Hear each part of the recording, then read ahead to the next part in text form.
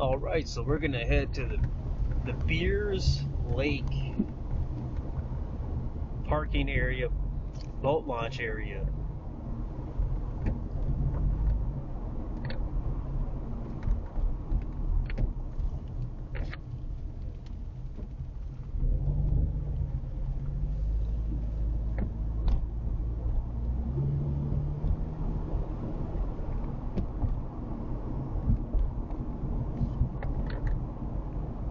Now, from the research that I've done, it looks like there are 3 backpack sites here, and 2 out of the 3 should be occupied tonight and tomorrow. But one of them is not occupied tonight. So I'm going to be camping here tonight, and in the Grass Lake campground, the Knoll Loop, Knoll tonight, Site 53. And then tomorrow I was thinking of getting up around 10 a.m. and then taking a hike from there down to check out the backpack sites. So 2 of them will more than likely be occupied. There's the Grass, there's the Beers, and then there's the Cow. Now the Grass backpack site is next to Little Grass Lake. Not Grass Lake, but Little Grass Lake. And Beers, that's kind of a little bit more of a hike out. That's on the other side of Beers Lake from where we'll be parking. We're looking at this parking area anyways. And the Cow backpack site, which the Cow backpack site is right next to Cow Lake, and that is right next to Little Grass Lake as well. So the Cow and the Grass backpack sites are right next, pretty close to each other. And I'm hoping I can check out the Cow backpack site, and I'll take a gander at the other 2 to see how much of it I can see without being rude. But at least we'll get a decent idea of kind of what to expect. Got some nice fall colors here. This is probably the best time of year to come to Maplewood State Park specifically.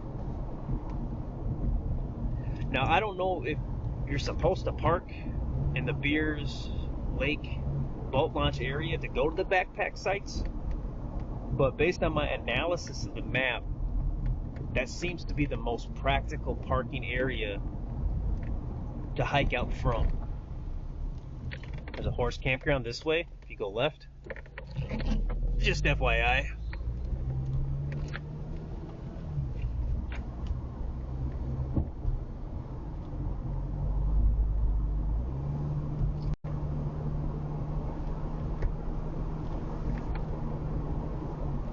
So before I go to my camp tonight, I'm going to drive up to this the Beers parking area, take a look at it. And there is a trail entry point from there as well, where theoretically you would head out on the hike to any of the 3 backpack campsites.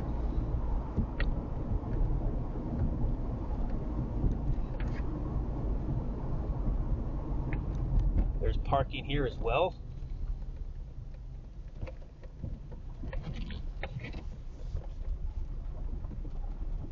And it'd still be a little bit more of a hike to the sites from here. And I'm not totally sure if the park staff frowns upon parking in the Beers Lake boat launch camp parking area to go to the backpack campsites. I doubt that they do.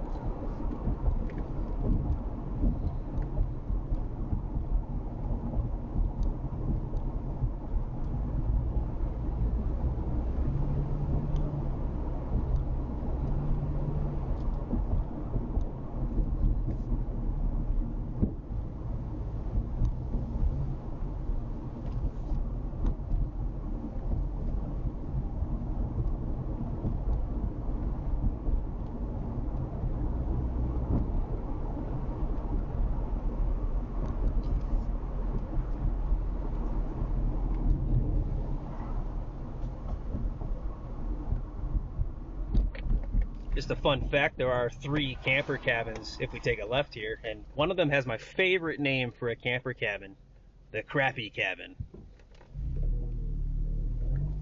If you go in there, there's like a parking area, but you can't see the cabins from the parking area. You got to kind of walk in and take a look at them. And I haven't had an opportunity to look at the Crappie cabin in person yet. There is the Baker cabin here over in the main loop campground if we take a right up here. This is more of a crowded campground over here, and this entire park is almost booked at night. So the Knoll campground, that's where we're headed towards, along with Beers Lake. They're in the same direction from here. The Knoll campground I would recommend just for like car camping. It's a little more private in my opinion. So here you would take a right to head in that direction, but we're headed to Beers Lake.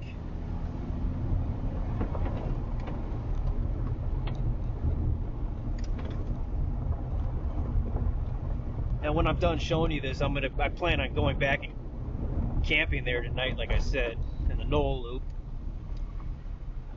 The Beers Lake is this way.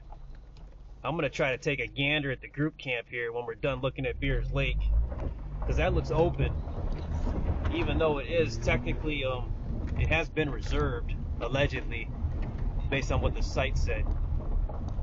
So here's Beers Lake. I remember the first time I saw this lake.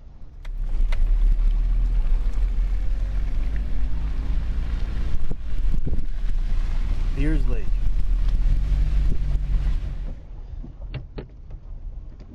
Got a cool image of the moon over here.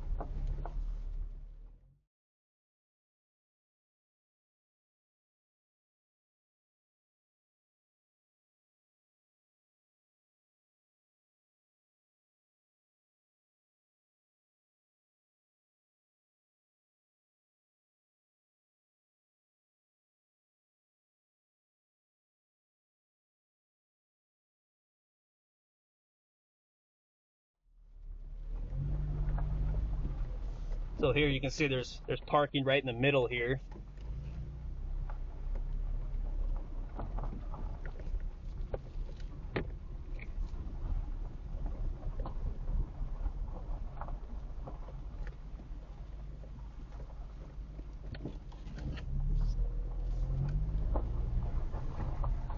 It's not the biggest parking area.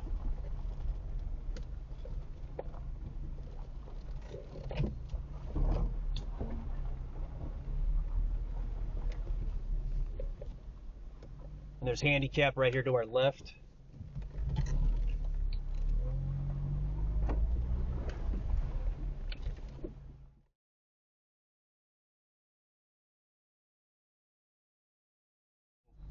So here we go. This would be the ideal backpack camping parking spot in my opinion.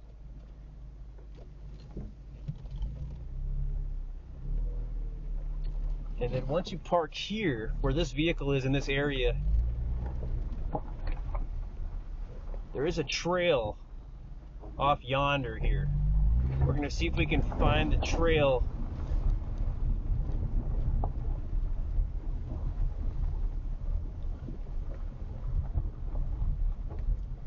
You might be able to cut through the woods here to the left and get to it.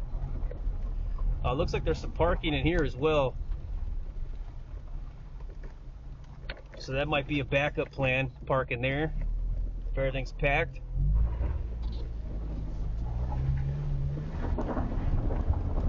This trail should be right in the middle here somewhere. Here we go, here we go.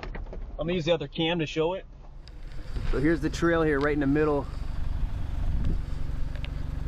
So this is the trail you would take, go straight down to the backpack campsites. about 1.5 miles from here, roughly, maybe 1 mile straight down to the cow backpack campsite and the grass backpack campsite. And then once you hit those, you can take a left and go further around Beers Lake, about halfway around it. You get to the Beers backpack campsite. So yeah, that's the trail in. And you could probably cut across the woods there from where you would park. Might not be practical, there might be water, it might be swampy, I'm not sure, but it might be possible.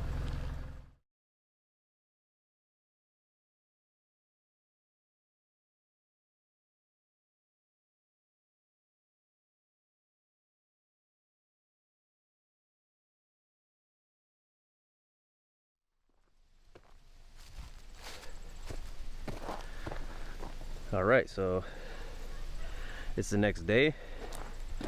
We're back at this trail here.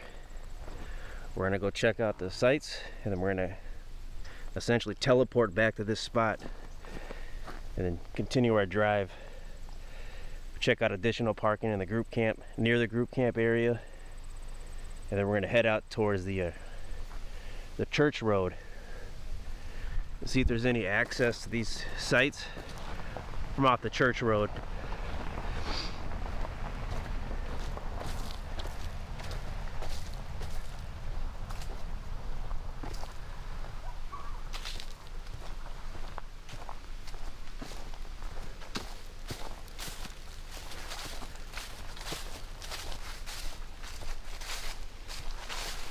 And this is about 1.2 miles to get to the cow campsite and the grass campsite, and it's about another mile from there to get to the Beers campsite. Now the Beers campsite and the grass campsite are probably going to be occupied, so we'll just see how much we can see for those. At the very least, we'll witness what the hike in is like from where we would park if we were to camp at one of them. But the cow campsite should be open until approximately 4 p.m. today, when the reservation starts. Sometimes people will show up early, so as you can tell by the time, we're pretty far ahead. So we should be early enough to get there. It should be completely open and we can go inside and look around.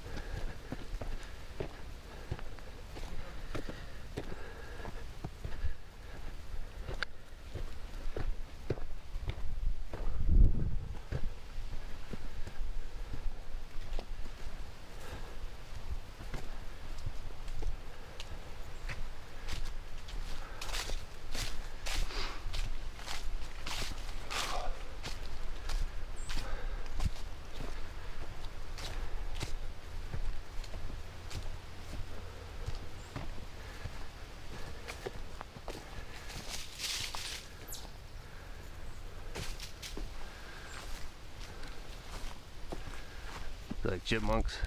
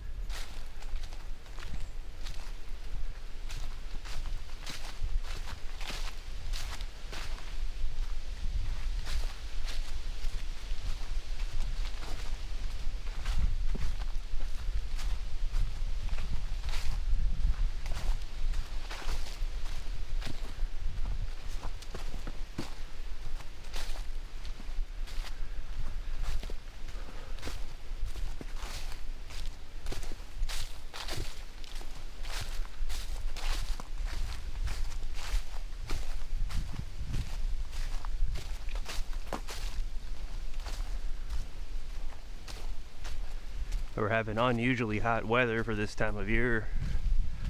So right now it's in the mid to upper 70s. It's very breezy though. We're having a lot of late heat this autumn. So the fall color should be slower to change slightly.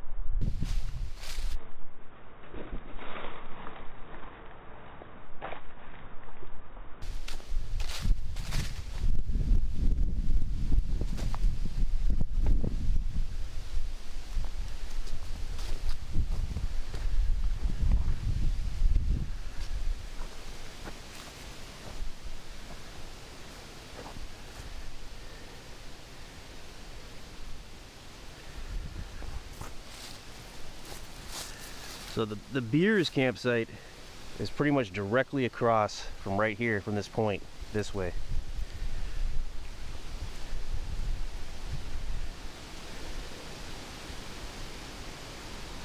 Southeast.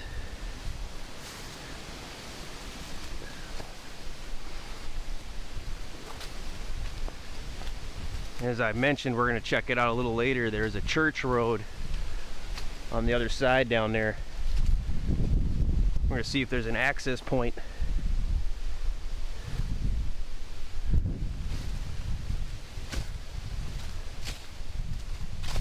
I got some intel from a park ranger yesterday when I was checking out the group camp parking spot. And she said there should be an access point, a parking and an access point down by the church. But we'll drive through, take a look.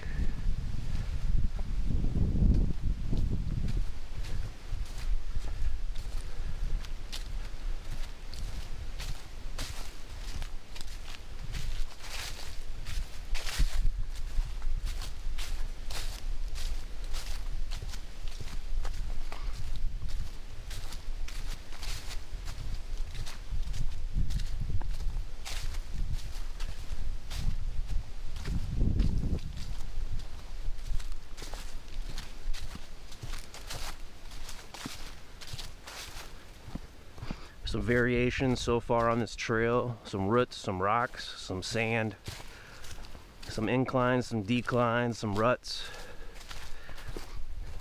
and lots of leaves for this time of year, of course. Well, it gets narrow, it gets wide. Like this point, it's a little sandy right in here.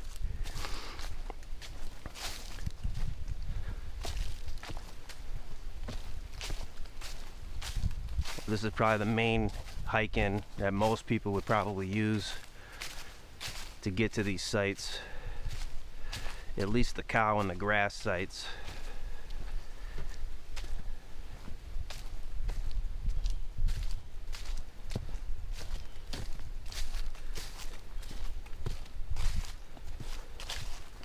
And one thing I do notice already, I just want to call out, is even though the Beers site seems relatively secluded, sound does travel over water relatively well. So because of the boat launch area and the lake is right here, it's kind of a popular park. There might be some sounds that would assist with detracting you from nature. You just want to be aware of that.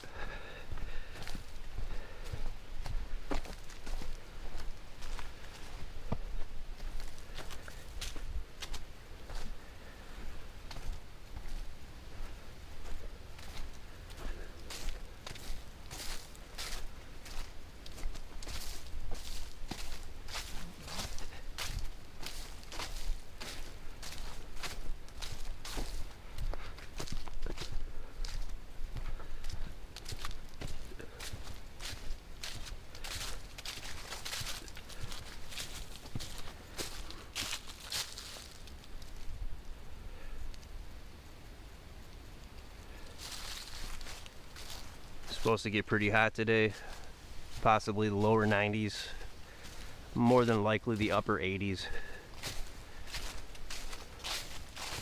Then it's supposed to cool down allegedly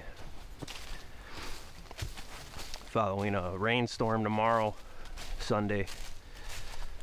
I really hope that happens. I haven't really stopped sweating for the last 3 months. Be nice to have a reprieve from sweating so much, always.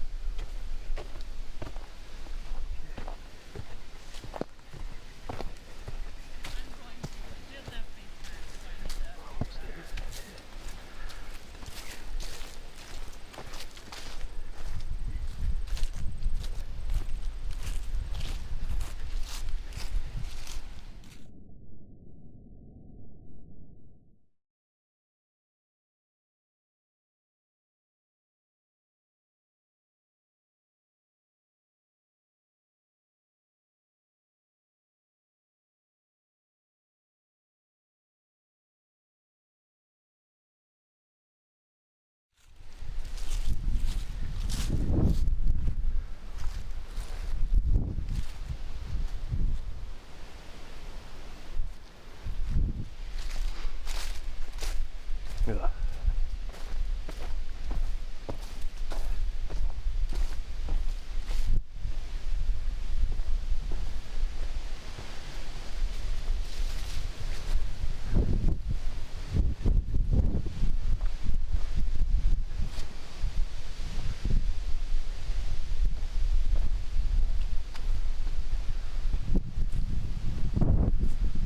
So we're about halfway there at this point. So that little mini beach opening is kind of the halfway point from the parking area, the Beers boat launch.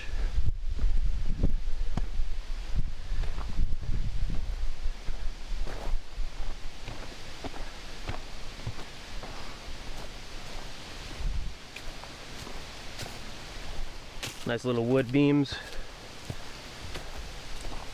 more variation.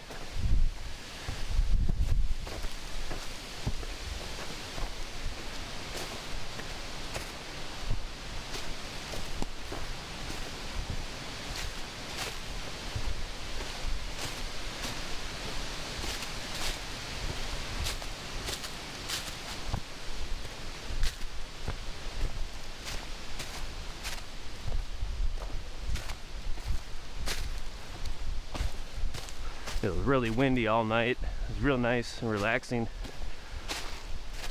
with the leaves, sound of the leaves. It's kind of reminiscent of the crashing waves of Lake Superior last weekend at Temperance River State Park. So here we got a decision point. And I'm not really sure where this goes or what this is about. It's not on my Avenza maps anyways. So the direction says to continue this way. But yeah, I don't even see that on the map here.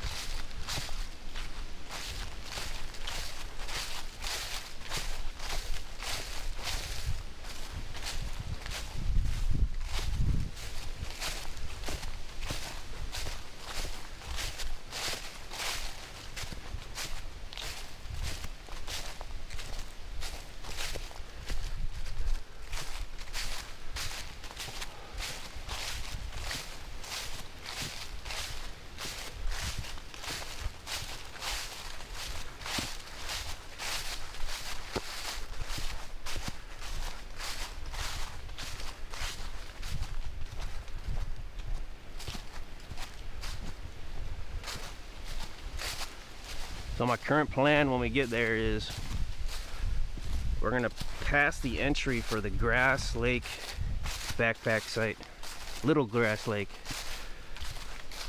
and then just a little bit further is the cow campsite.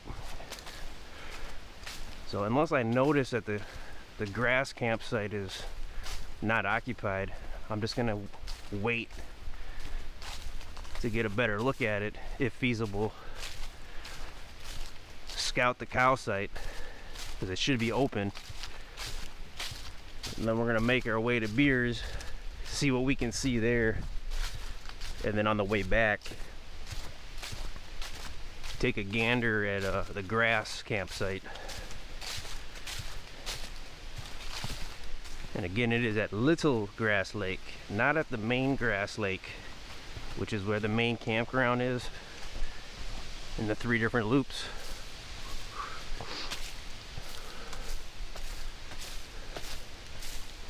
Well, there's 2 loops and 1 main campground technically that encompass Grass Lake, the main Grass Lake.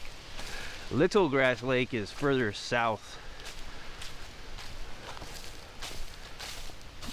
about 1.5 miles south, maybe less, than Grass Lake.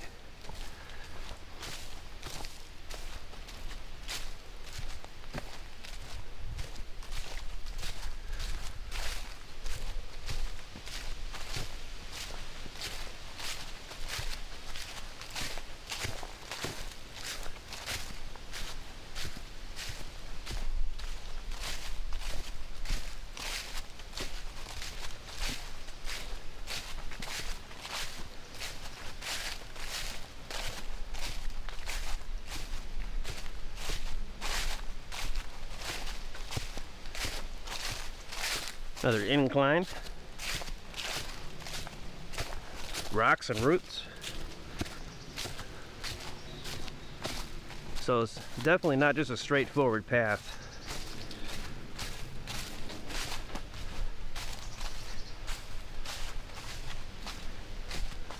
It's not the easiest hike, but it's by far not the hardest. So it's definitely on the easier end of the scale.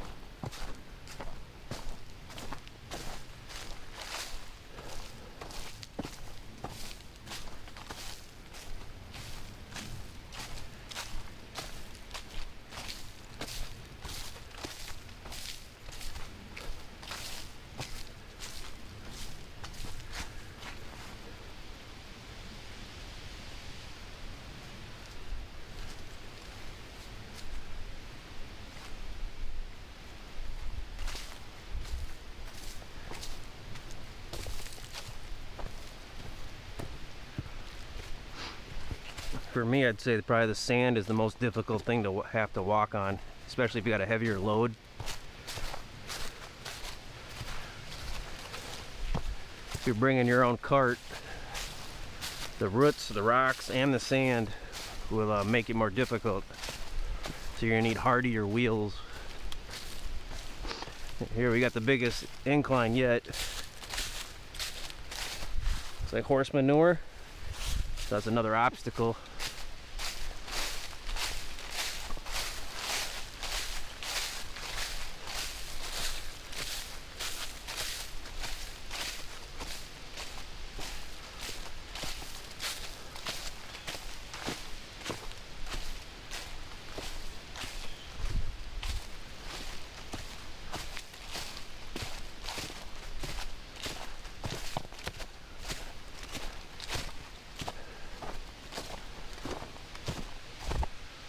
Like there's another side route people have created.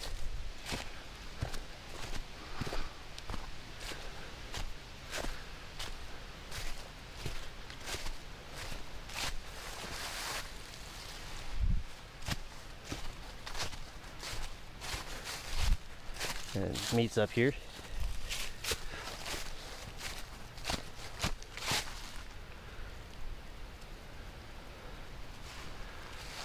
Not really sure which one would really be easier. I mean, this one's wider, so.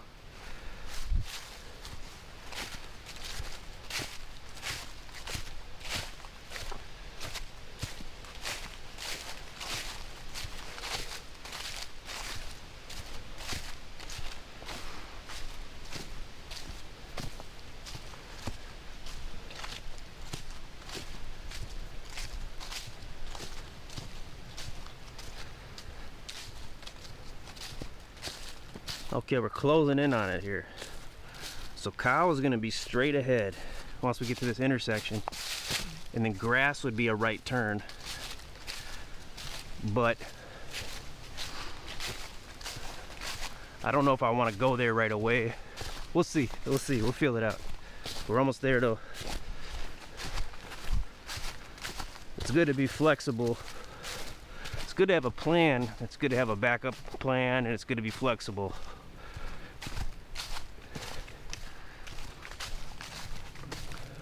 And you can kind of recalculate like a GPS direction would do if you took a wrong turn.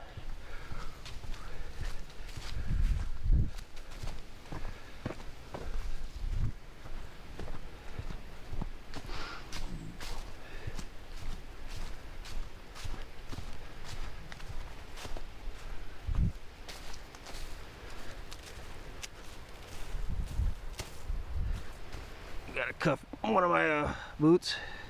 Pant leg coming up. With all the sand on this trail, I wouldn't want any sand to get in my shoe or my boot. Even though the thickness of my merino wool socks and layers, insole layers, would probably absorb the inconvenience of the obnoxious feel to it, still try to have sand out the boot. It's probably one of the worst things you can have in a boot.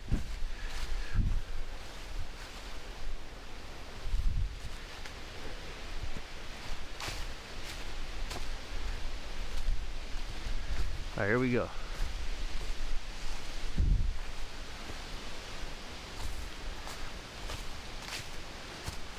This is a nice decoration. Okay, we are here.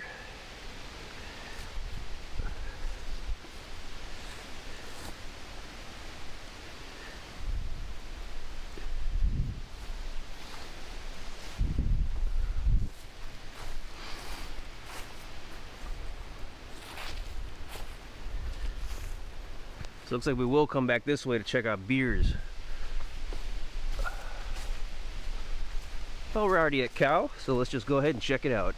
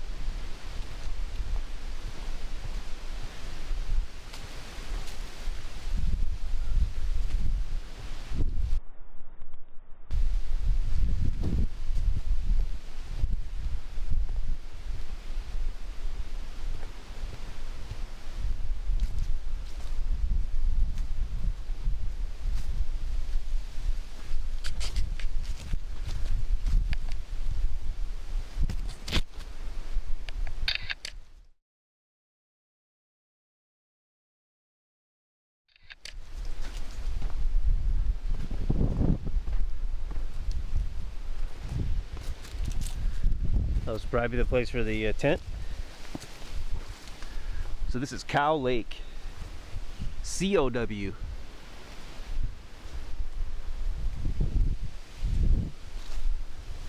The need for that spelling will make sense to the Hmong community.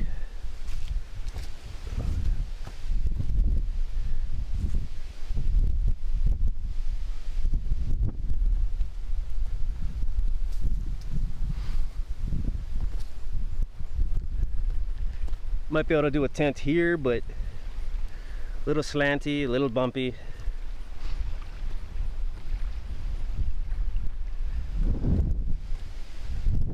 That's a pretty awesome site.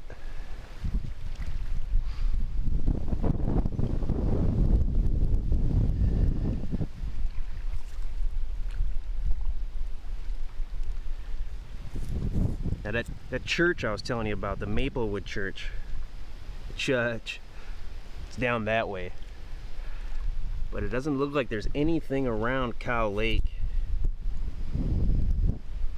There might be some private property. I don't think there is though. It looks like there's nothing around it, so it would probably be a relatively quiet campsite.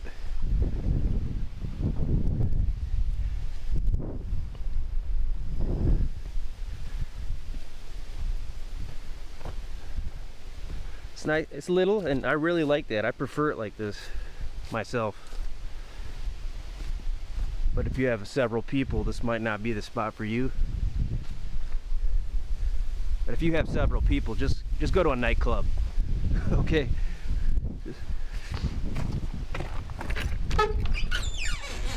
And we got the vault toilet. Not too bad. Doesn't smell bad in here at all. I've never seen this kind of architecture for a vault toilet either. You got TP. Use a little lube on the hinges. Not bad. And there's no creepy walk to have to get to the vault toilet. It's just right here. It's like a studio apartment. This is awesome.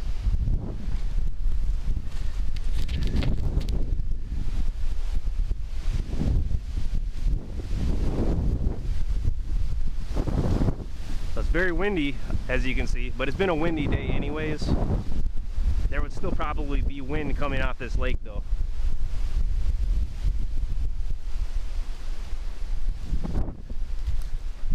Now with the placement of fire pit here, it would blow towards this picnic table, which I'm sure you can move if you really wanted to. If you're able to. Yeah, that's a good one. I recommend this one. Not bad. It is a little slanty here though, but it's not too bad. Maybe the head would be up there, feet down here. Yeah, you probably have to do that. You wouldn't want your head down here. Maybe your head right here and feet down here.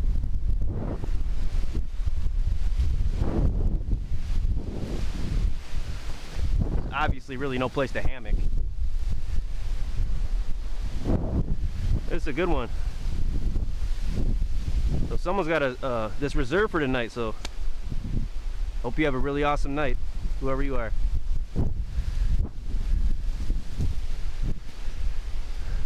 Wish I had something to leave them, like some fat wood or something. Now it's important to note that I didn't see any firewood that was available for purchase as a courtesy out here, so you'd probably have to hauling in your own wood.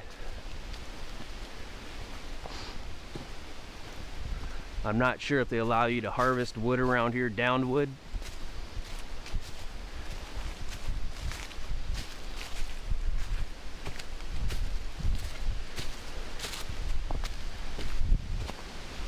Some parks allow that. I know there's a site at Savannah Portage, Wolf One.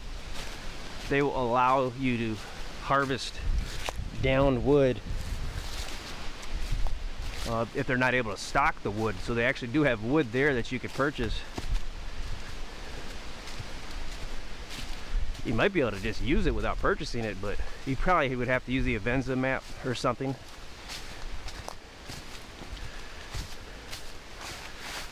That's a good one. I really like how the vault toilet is inside the site. You don't have to come out here into the main road.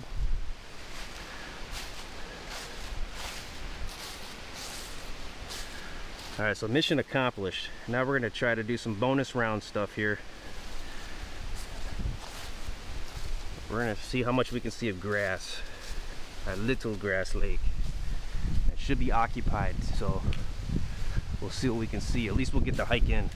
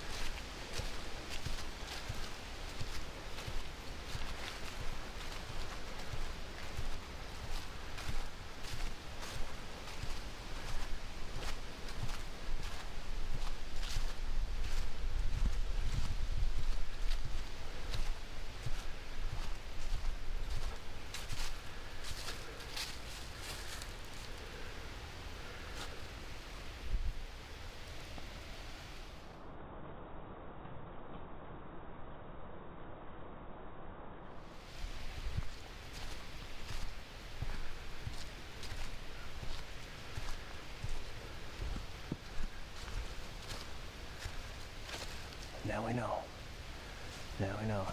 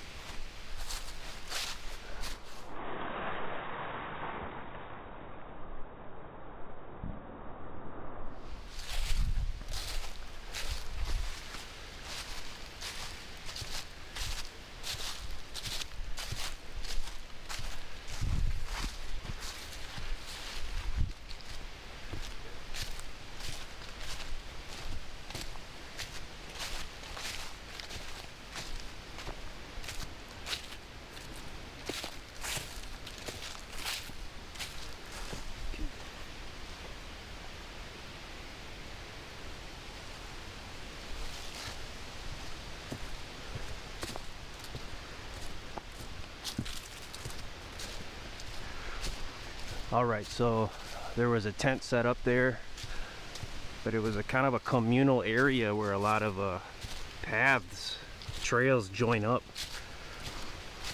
And the sign said campsite, but it didn't say the grass campsite.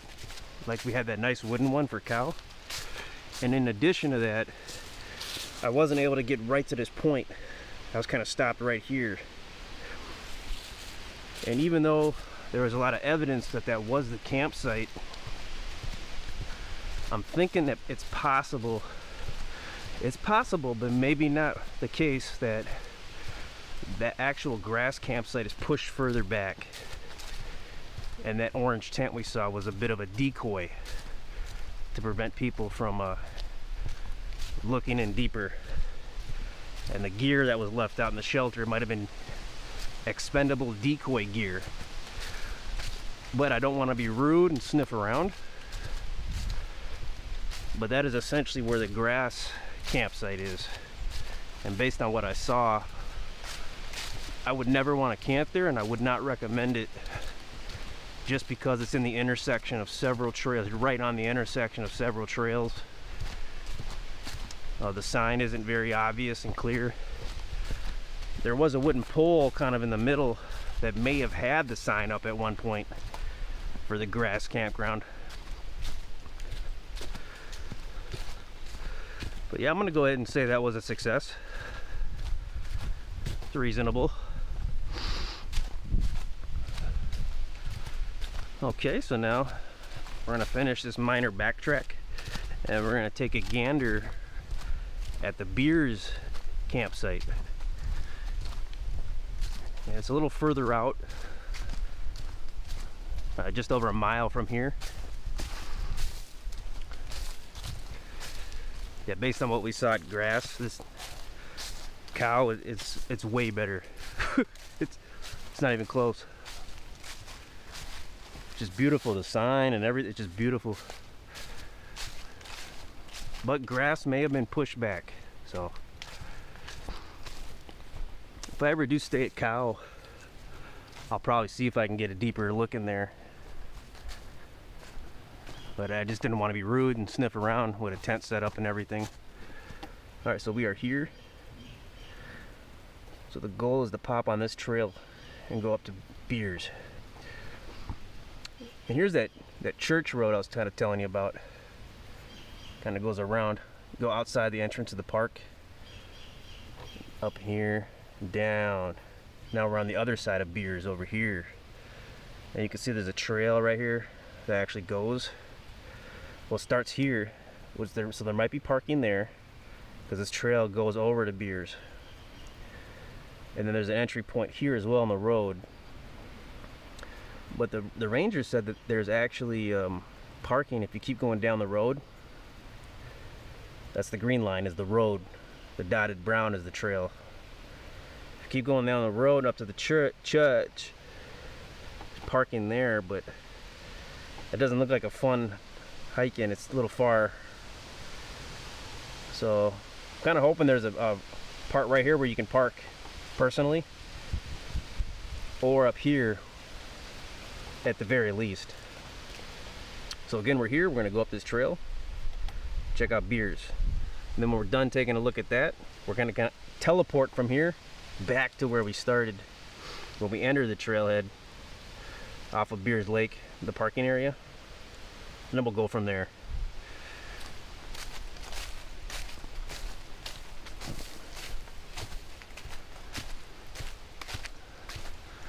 So if we can't find closer parking over by the church road, this is still the trail you would take to get to the Beers campsite, essentially.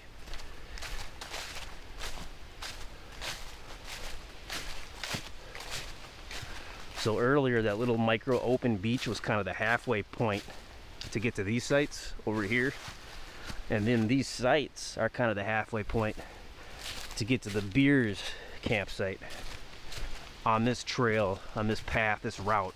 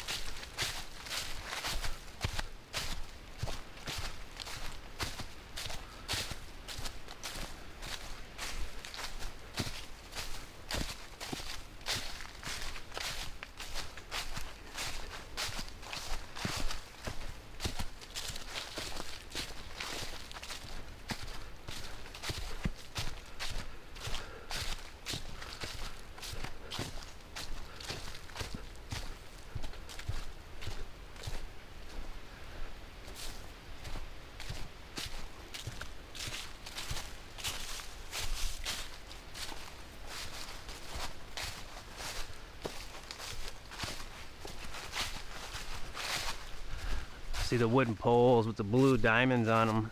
Pretty sure that indicates this is a ski trail in the winter.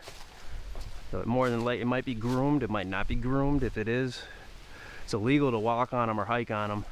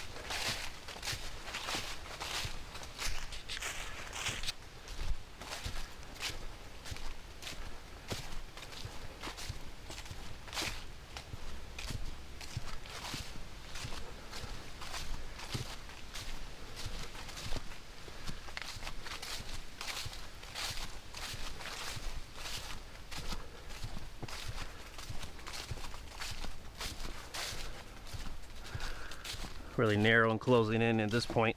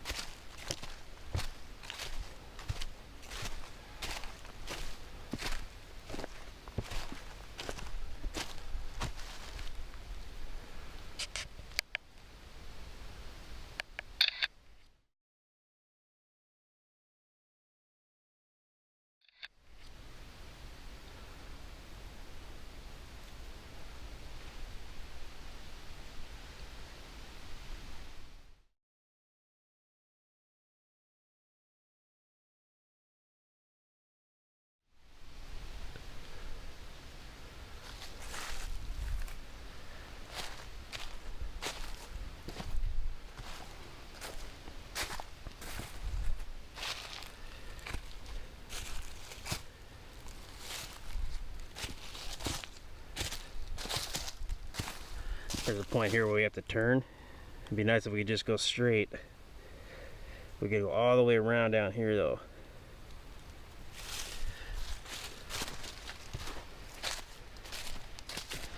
Right at the bottom of this peninsula, that's where there's an entry point for another trail, which you'd probably have to take if you parked at the Maplewood Church, if that's even possible.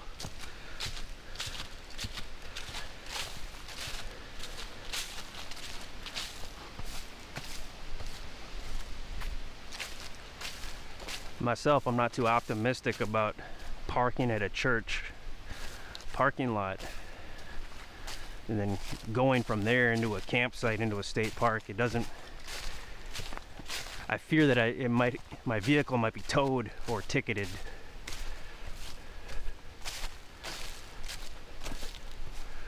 So I'm hoping there's a legitimate parking spot, parking area for the backpack site. Otherwise, this is the hike in. But if Beers looks like grass looked, that wouldn't matter.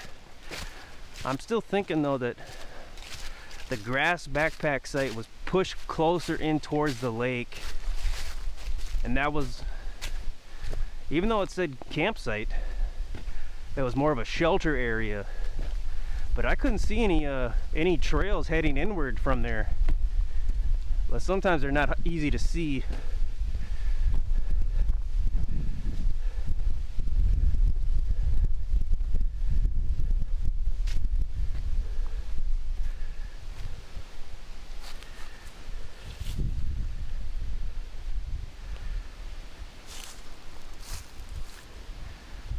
I'm not sure what this body of water is. There's nothing here to indicate such.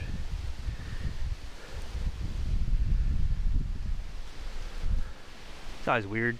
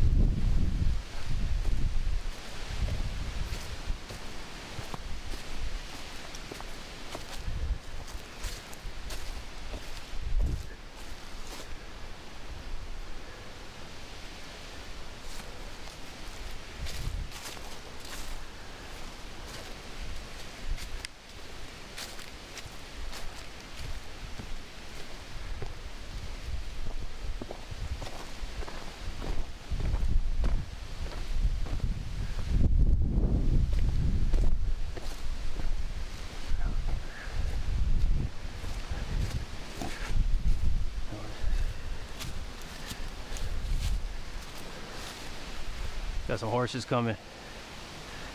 Okay.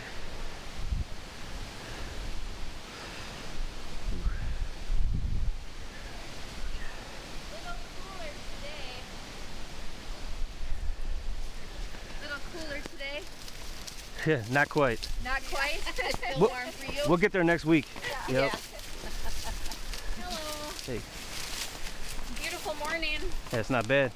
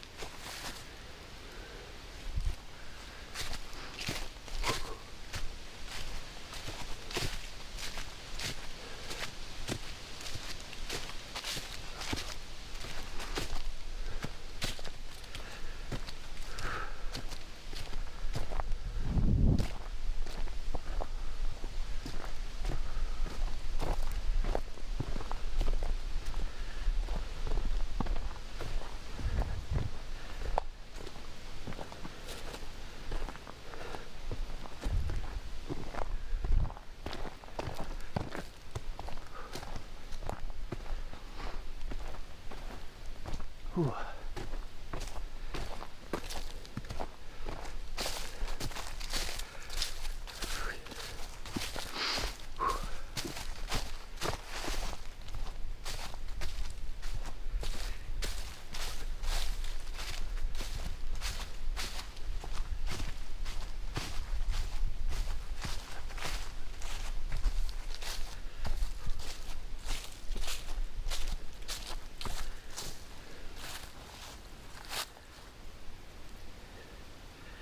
Yep, so it's straight through this way. You could, you might be able to bushwhack your way through it. I don't know.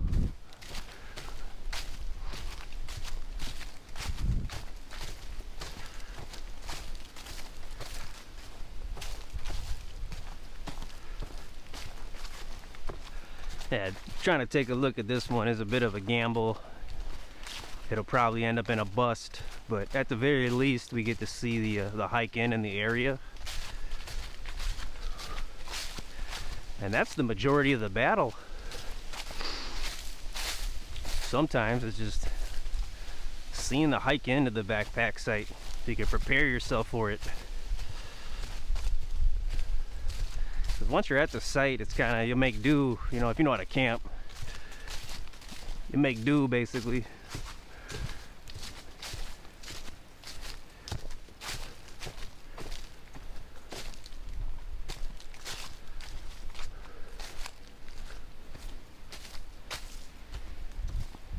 There's a lot of sand on these trails though, so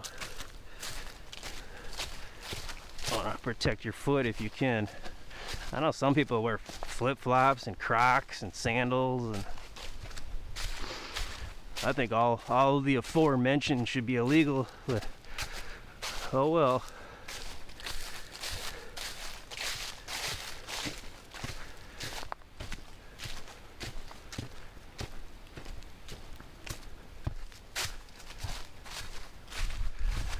That's pretty topographical in here, as you can see. Probably be an arduous shortcut. You'd expend more energy in that shortcut than you would just taking the long roundabout way.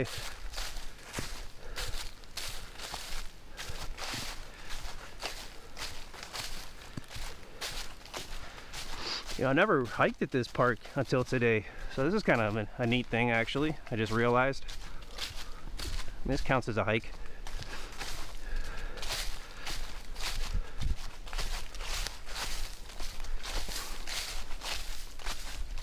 I kind of wanted to check out the trail that goes from the Knoll Loop campground to the, I believe it's the Hollow Loop campground. But it's relatively short, and it looks like it's really popular. And as you can probably tell, I prefer to just kind of be isolated. Ooh. It's a cool little opening here.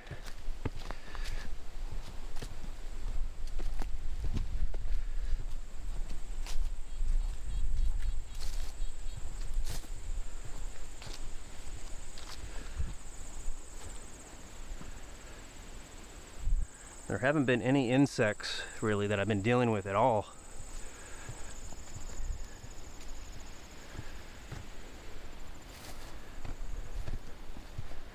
Yeah, just when I exited my tent this morning, I got hit with a handful of flies, but then they went away.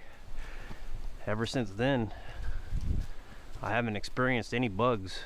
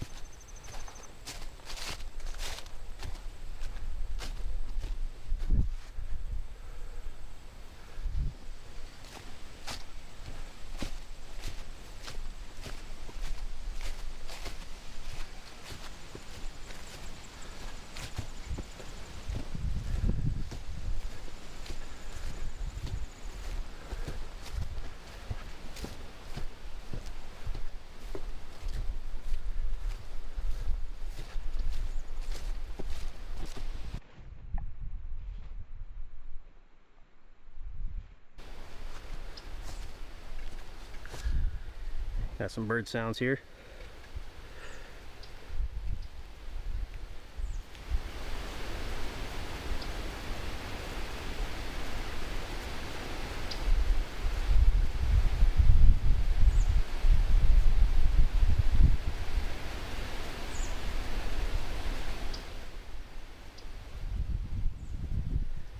American robin.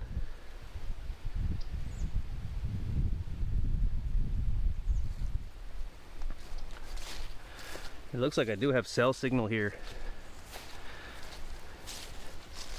Unfortunately, I forgot to check that at cow and grass. There are parts of this park that don't really have it at certain times. In the Knoll Loop Campground, site 53, I didn't have it when I first arrived, and then later on I checked and I had it. So I wouldn't rely on cell signal here, but there's a good chance you'll have some cell signal here. Just don't count on it. If you have a cell phone booster with you, you'll probably have no problem. I've never tested one of those, but given that the cell reception here is spotty, a cell phone booster theoretically should be more than enough to give you the signal you would need, since it's already just low.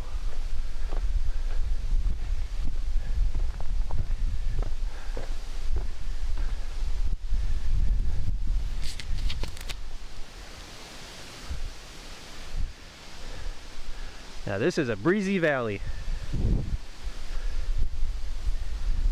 It's not the breezy valley at Wild River State Park, but it's a breezy valley.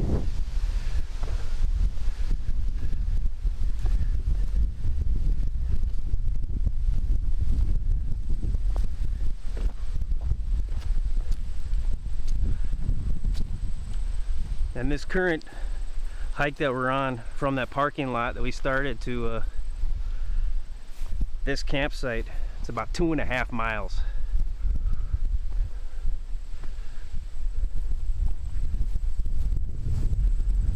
So it's not really one you'd go ruck in your gear, leave, ruck in wood like I do sometimes. That might be practical at cow or grass, though it wouldn't be ideal. For beers though, based on this particular route, yeah, it's pretty much it's a no-go. I wouldn't even care to try it. I'd just bring a candle for fire, a firelight.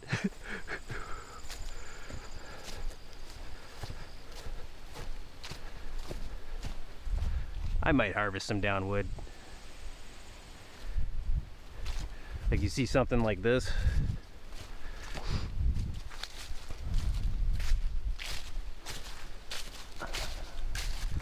It is possible they allow it here for the backpack sites.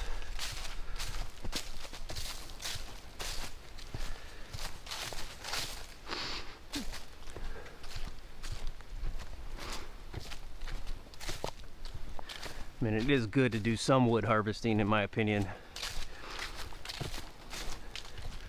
It's just less fuel in case there's a really dry season and a fire starts. But at the same time, you want to balance it. You don't want to just completely clean everything up.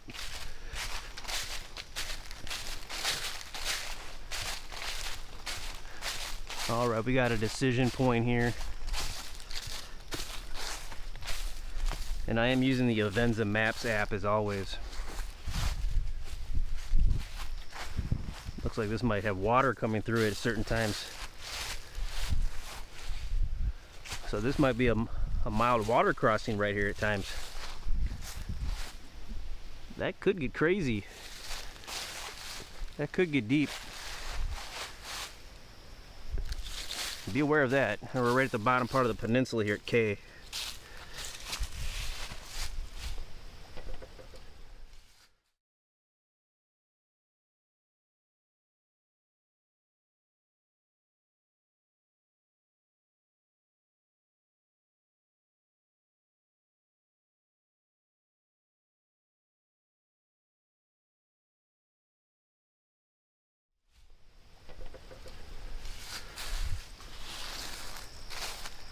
Gonna orient a little bit, put red in the shed. That direction's east, that direction's south. We just came from northwest. That being said, we'll look at the map. So this is the trail that will take you in the direction of the Maplewood Church. So if we were to park there, we'd be coming in from here. And this will take you, obviously, to the direction of the Beers campsite, which is coming up pretty soon. And from there, there's another trail that goes up to the church road. I might just hike there and take a look at it. I might not. Either way, we're gonna hop in the vehicle and we're gonna drive down that road, see what we see towards the end here.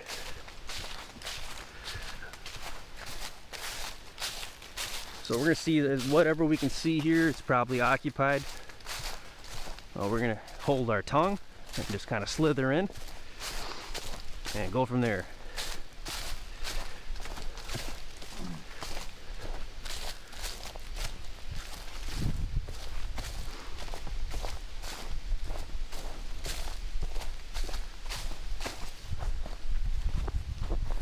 Substantial incline.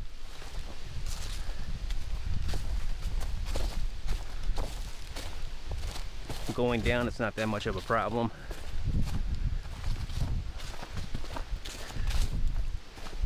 If you have a lot of gear though, it's kind of another story.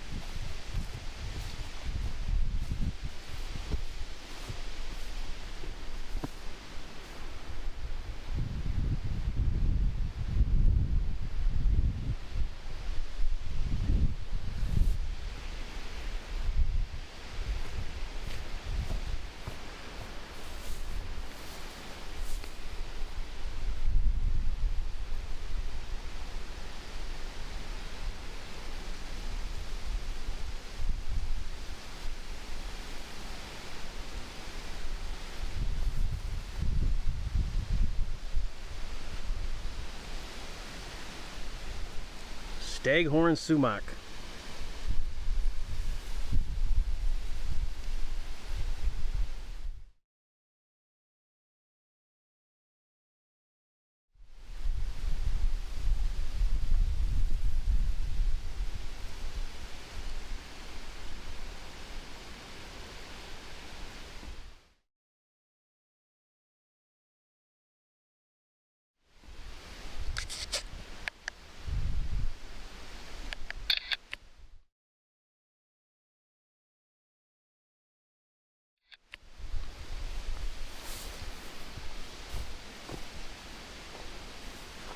And right now it does say SOS only, so we're in one of the spotty regions.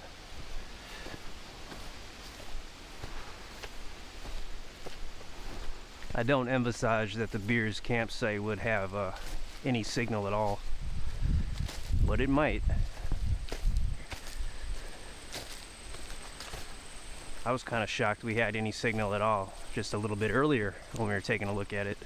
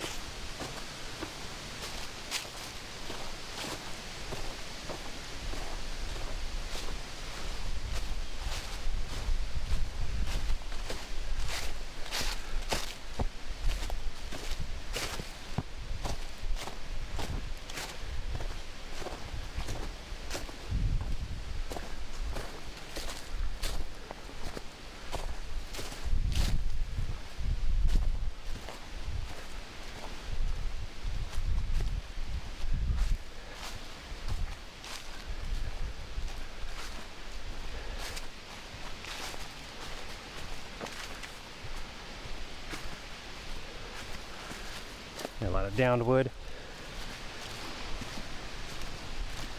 here also.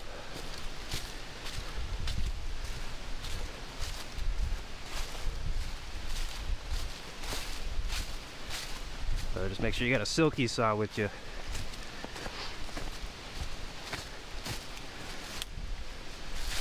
Yeah, there's no way I'd feel bad harvesting this. It's not quite seasoned though, that's the thing. So actually I probably wouldn't harvest this, it bends too easy. Too much moisture.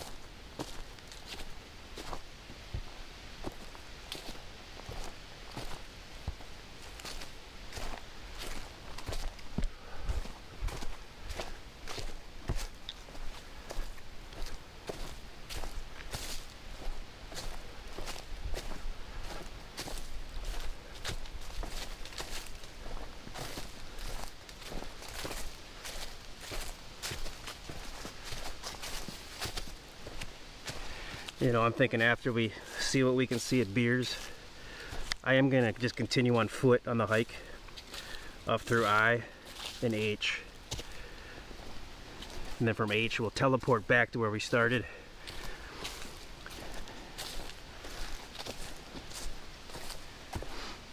And then we'll come back and do a drive down the church road down here. We'll go up to the church as well, take a look at that.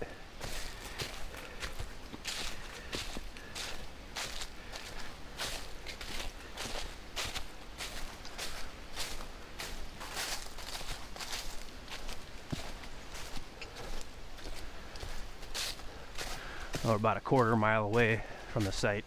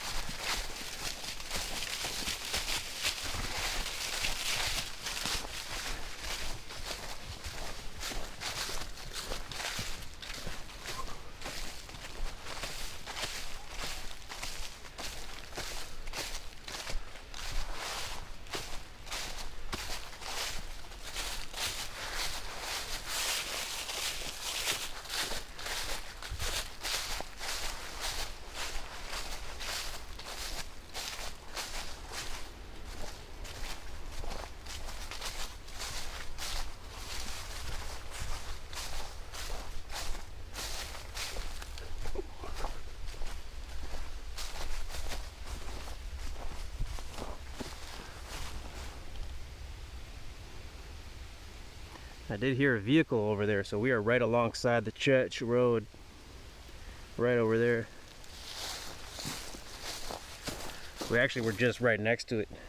That part we just came from. We were walking parallel to it.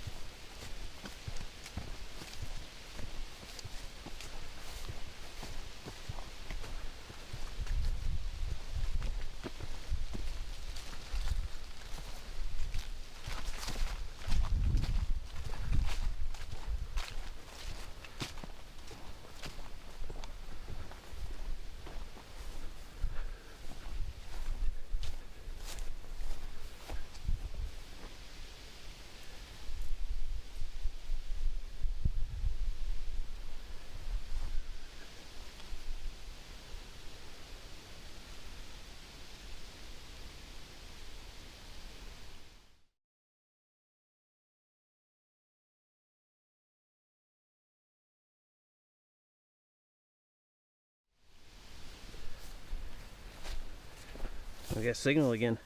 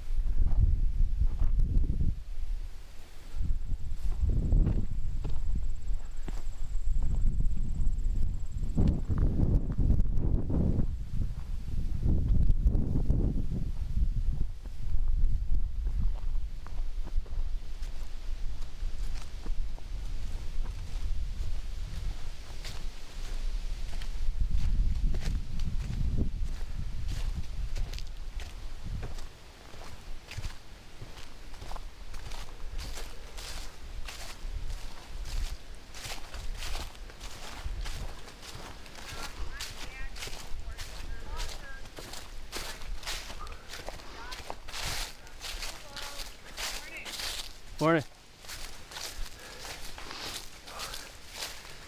How's it going? Pretty good. Yeah. Good? Yeah. Yeah. Good day. Yeah. Thank you. Are you the tent camper over there? Yeah. Yeah. Yeah. Thanks. Morning or afternoon, whatever it is. Hey, you too. Hello. Enjoy your hike. Hey, too.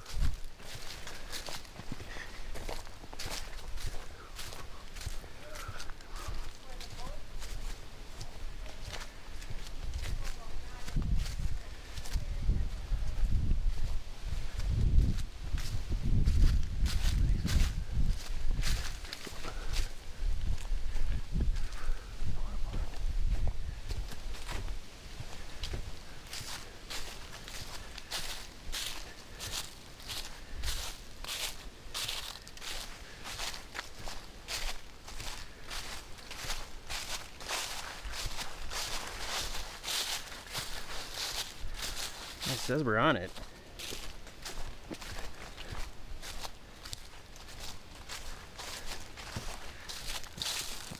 It should be right here. Okay. Oh, right here.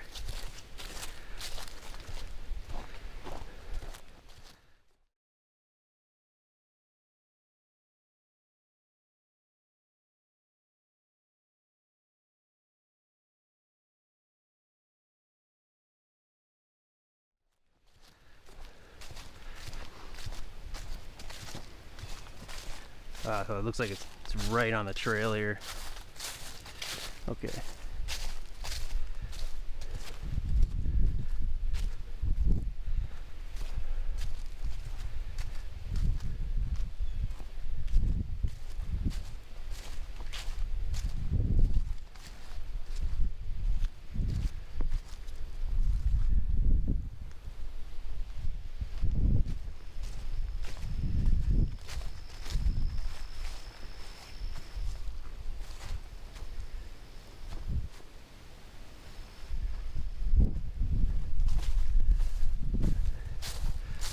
Wow, so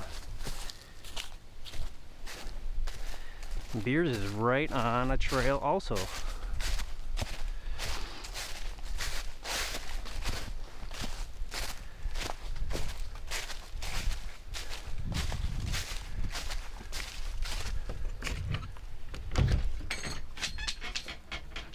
Ooh, this one smells really bad, but it's stacked, so that's good.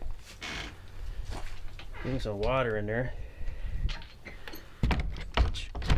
This vault toilet smells so bad, it might actually permeate the plastics for that water. So beers,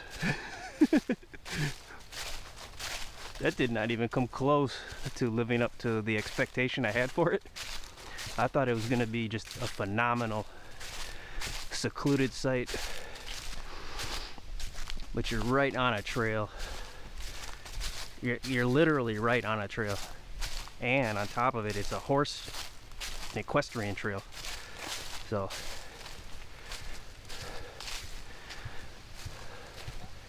and I didn't see any wooden sign that said beers. So just for good measure, we're gonna follow this trail. I'm gonna stick with the plan. Go to the road here, check out those other points. But based on what I just saw, I have no plans to return here, and I would not recommend that site. So if you're gonna backpack camp at Maplewood State Park in Minnesota, you're gonna wanna choose the cow campsite.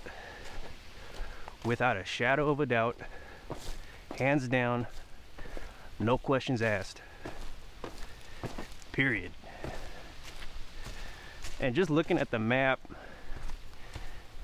me personally, looking at the map, I assumed that grass and beers were better real estate as far as the camp locations were. And even the names, grass and beers, they just seem more plush than cow. But cow is the clear victor.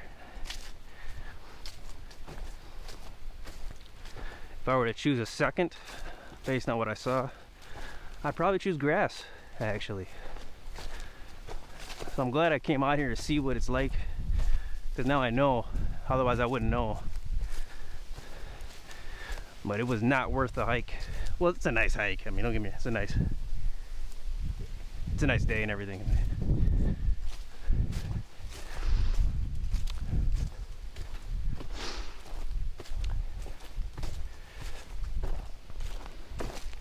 But that's just my opinion. Everyone has their own taste. So we're just continuing on here, and we're gonna see if we can, there's parking up here for beers. Because even in a pinch, I mean, sometimes you got to make a decision at the last minute, and beers just might be the ideal candidate for me one day. I'm in a predicament. So it'll be good to know if I can park a little closer.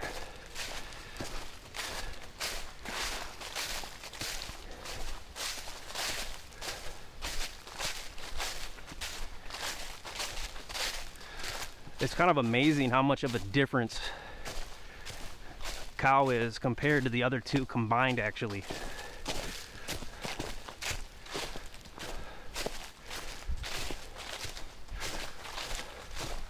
I am very surprised. It's a very interesting feeling that I feel. Like, it's a really cool feeling. A discovery, exploration, and knowledge. Got to go on a wonderful hike on this autumn day at Maplewood State Park.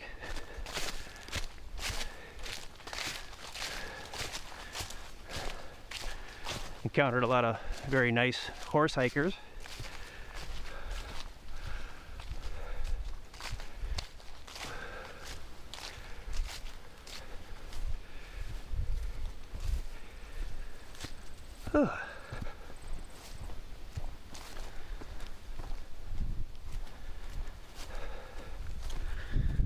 Hopefully I'll see a garter snake here.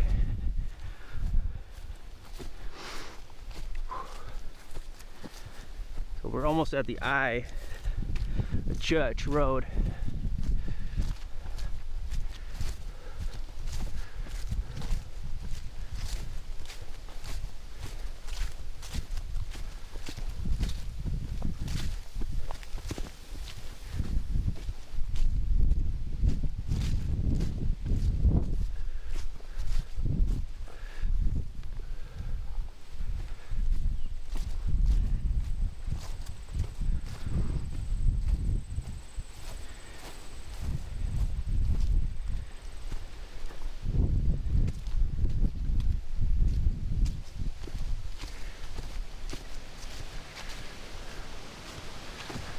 Okay, there's a road there, there's some signs there. All right, so let's see if we got some parking up here. We got to this quicker than I thought we would from Beers.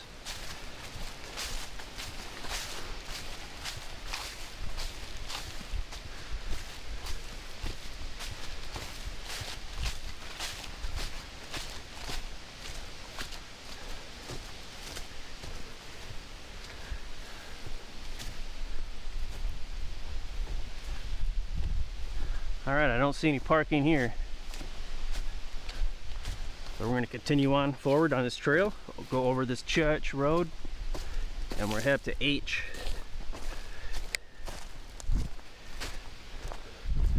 There's the Church Road. We'll be on this later. That was mainly just to find parking for Beers, but now it's just for exploration purposes. For me personally. Information for you. We're gonna go on this trail up to H. I'm really hoping for anybody who wants to go to Beers that there's parking over here at H, because that will make the hiking far more convenient. Although you can bring your vehicle here and unload. If you got other people, it'd be more ideal, and you can bring your gear in from here, and then someone can go park the vehicle in a parking area and hike back in.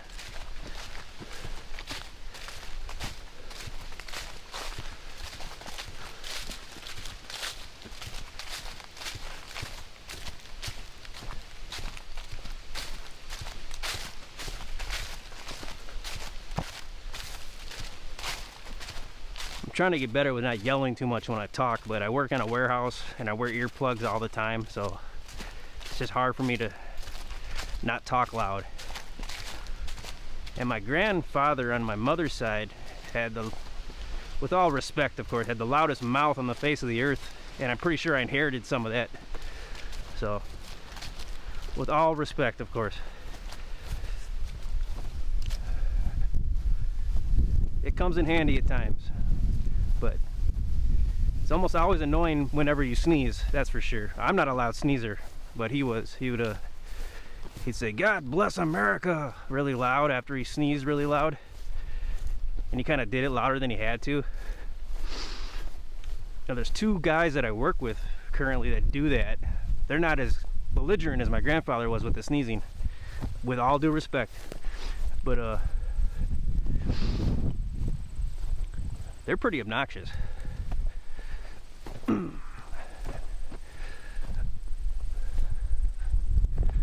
And we will regress now. Or digress from the regress from the digress.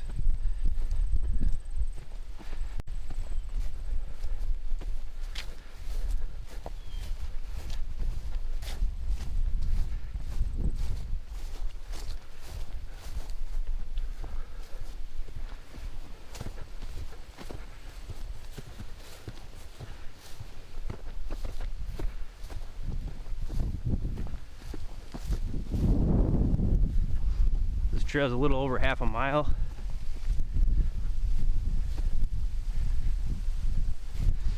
I don't really like it, you know, just my vibes that I'm getting from it. I just don't really like it.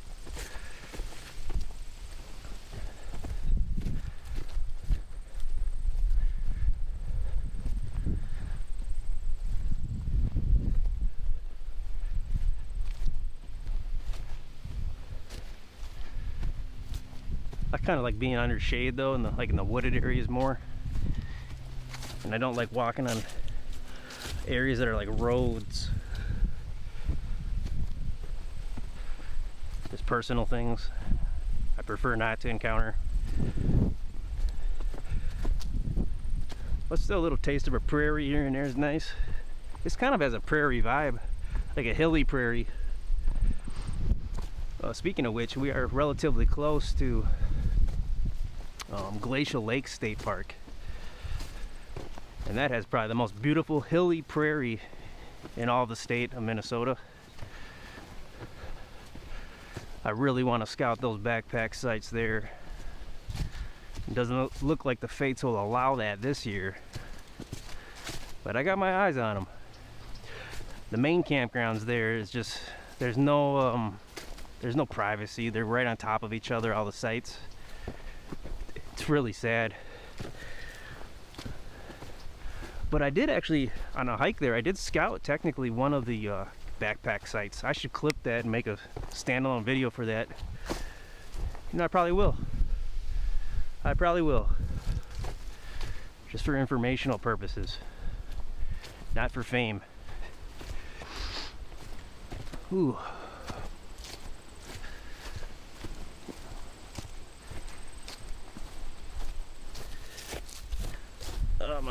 Gotta cuff in one of my pants again in the boot.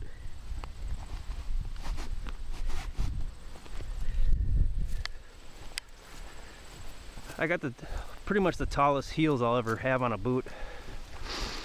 So looks like having to recuff them is just a thing I'm gonna have to deal with, but it's not gonna be as frequently now with the higher heel boots, which is equal to or greater than 6 inches.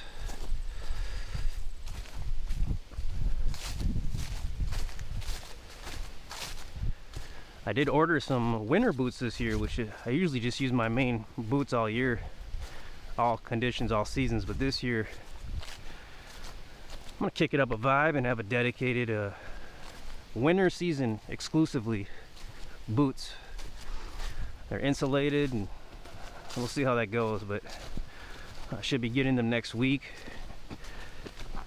Upon initial inspection, if everything looks okay, if I think they're gonna work out for me, I'm gonna seam seal them so they last longer, more durable, and then start breaking them in around the home,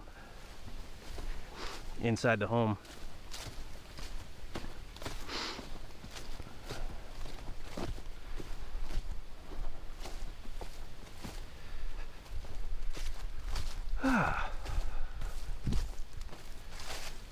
It's kind of weird, like I can't get over, and I know I'm putting this in a negative way, but how lame Beers is as a campsite.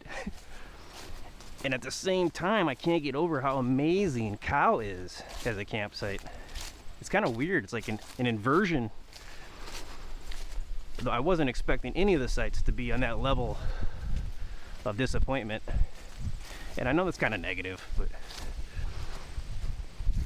it's right on a trail, guys. I mean, come on. And it's a horse trail. I guarantee you, if I camped there, during my stay there, a horse would drop a big pile. I guarantee it. I guarantee it.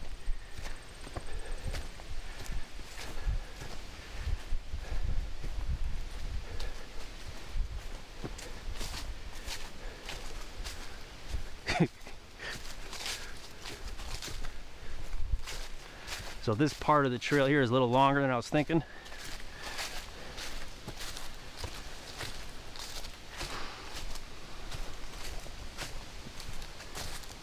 Yeah, we're almost more than halfway, I guess, but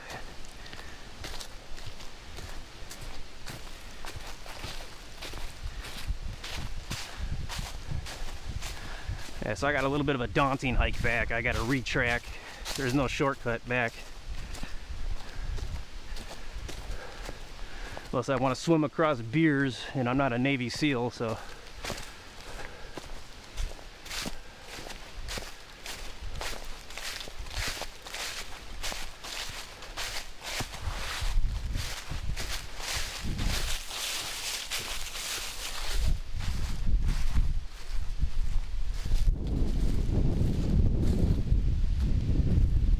we got the church road right over here.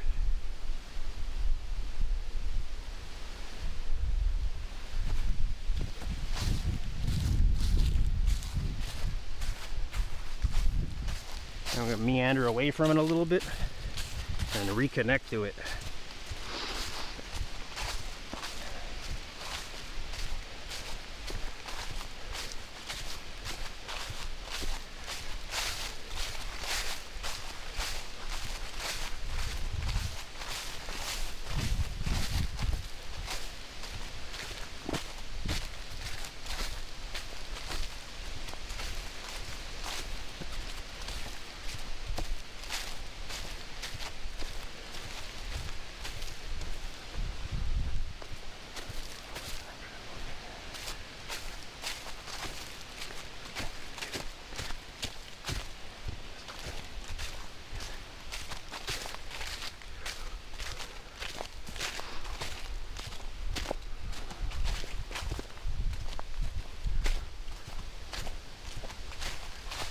Wow. Okay. This isn't something you ever want to see at the end of a hike. All right.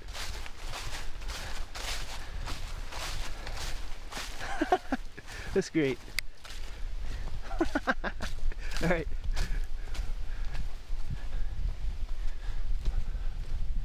This is like that hill at Wild River State Park, kind of near Breezy Valley Backpack Campsite.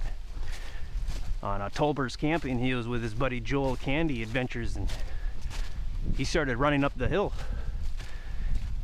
Probably just he was having too much fun, like always. That reminds me of that. Remember Tolbers was joking that he might crap his pants while he's doing it. That was funny. Ooh.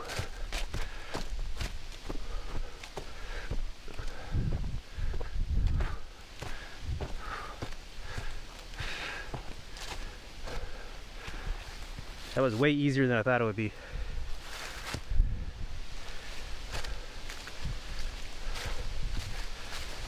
Huh.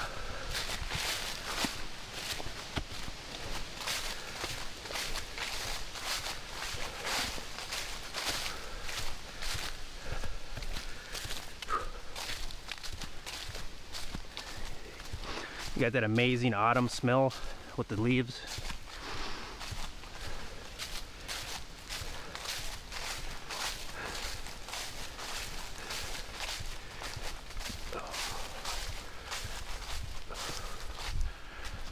So again, we want to see if there's parking over here at H. And I don't think there is.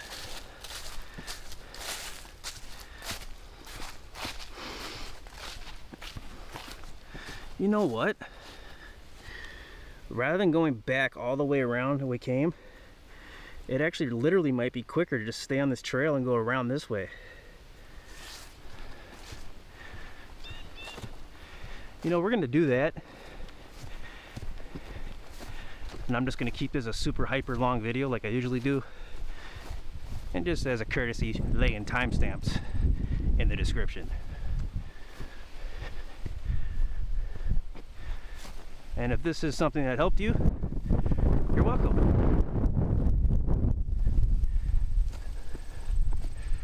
Whew.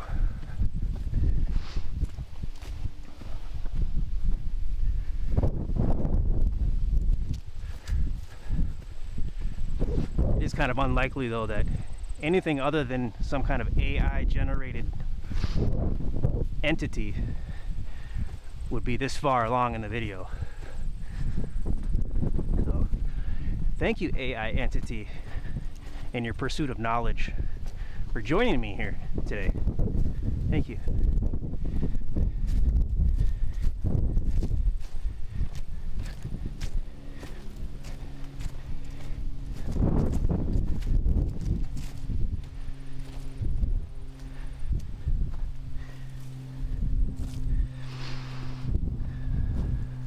Nice colors there.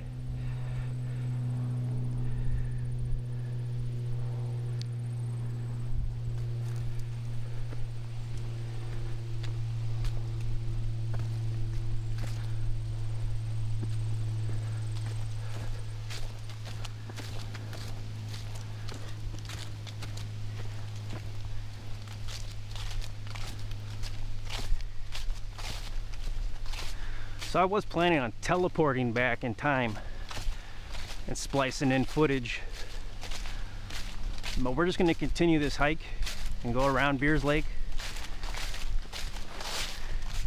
connect up to where we started today, and then from that point in time go back in time and splice in the footage from yesterday. Show you a little bit of the parking area by the group camp. Try to play that discussion I had with the ranger.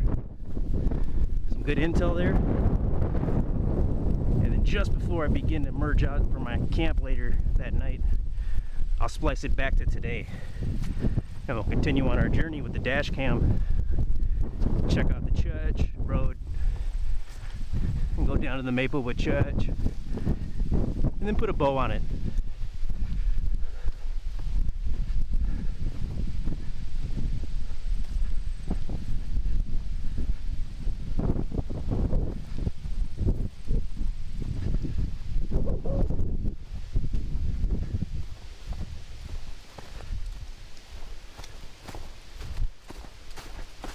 Oh, there is no parking here.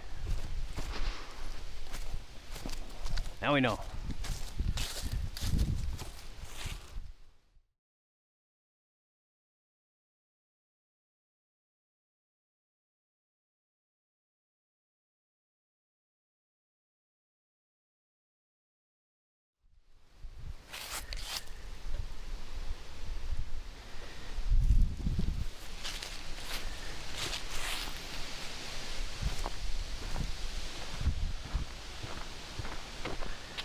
Do a little road action here.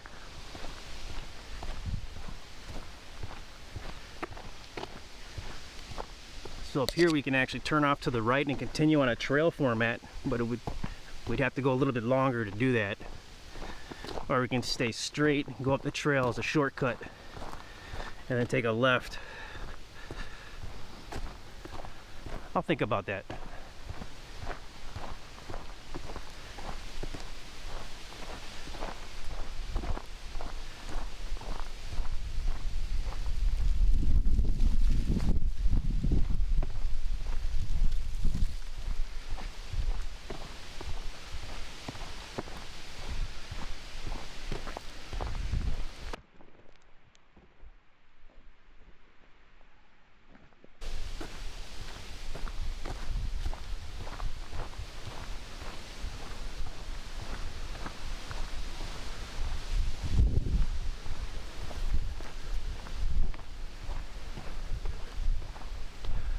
We passed a few more horse hikers in the cut part.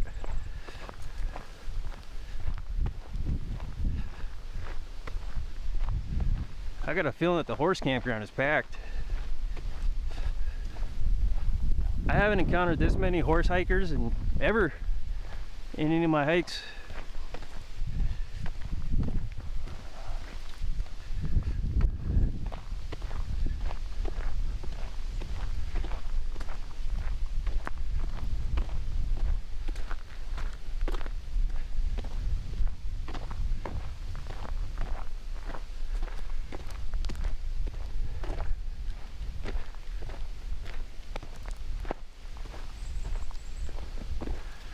Okay, so all this footage here has nothing to do with the scout. It's just kind of extra ad hoc hike footage, spur of the moment decision stuff. So here we're gonna go from G to F. Take a look at this.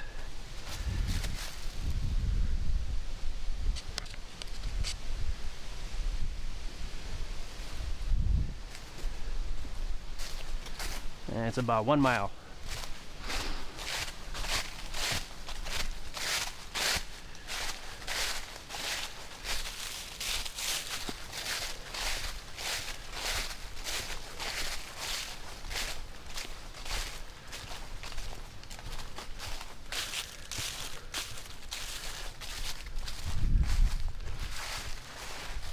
Another entry point right there.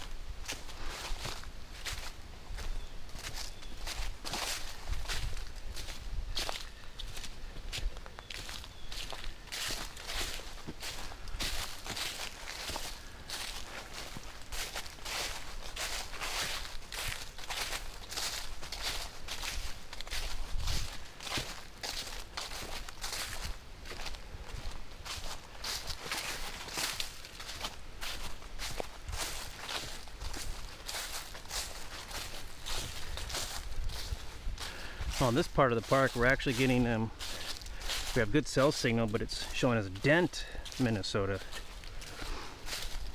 instead of Pelican Rapids, which is one of the neighboring cities or towns.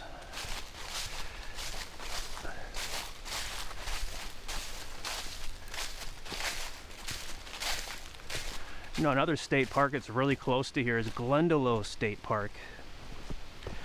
And that used to be a plush bourgeois hideaway for Star Tribune aristocrats.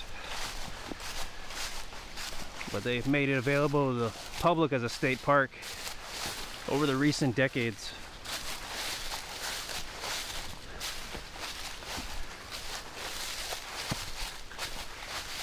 Glendalough's pretty popular. Every time I go there, it's pretty popular.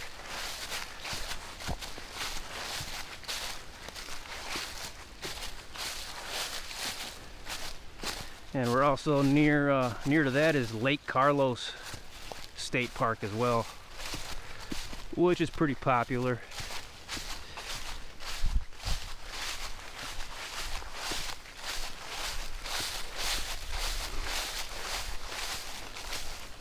Out of those three, though, I like Maplewood best. Well, technically, I haven't done a hike at Glendalough or Lake Carlos. Just quick one-night camps.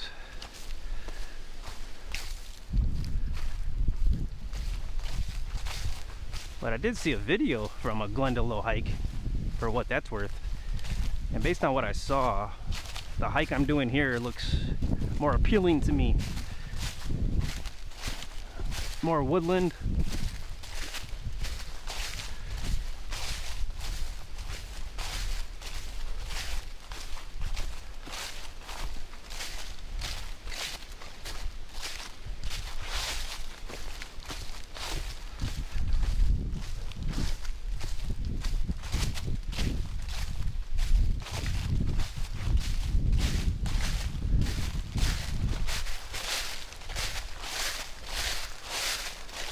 And Maplewood State Park it's one of the bigger state parks as far as land area goes.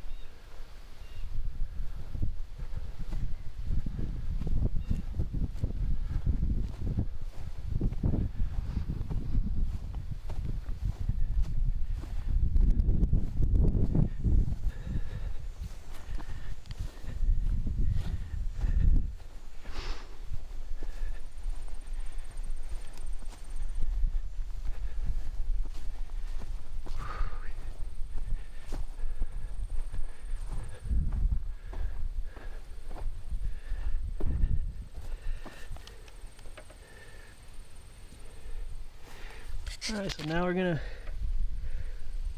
go across here. It's the church road. We're gonna drive down that in a little bit. As soon as we wrap up this never-ending hike, in a good way. We're gonna go down here. That'll bring us back down here where we're parking. We got the vehicle parked.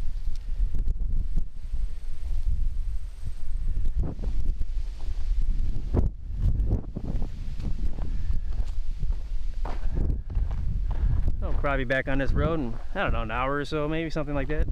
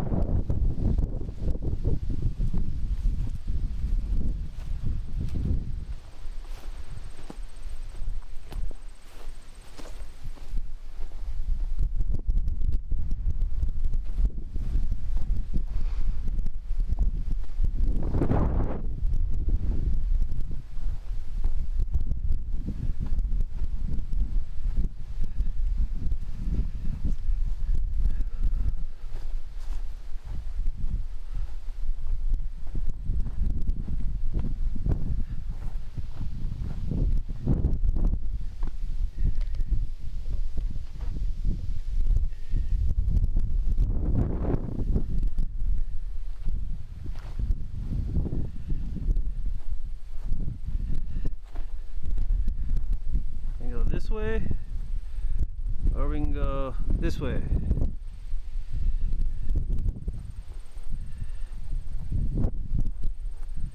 Alright, we're gonna go this way.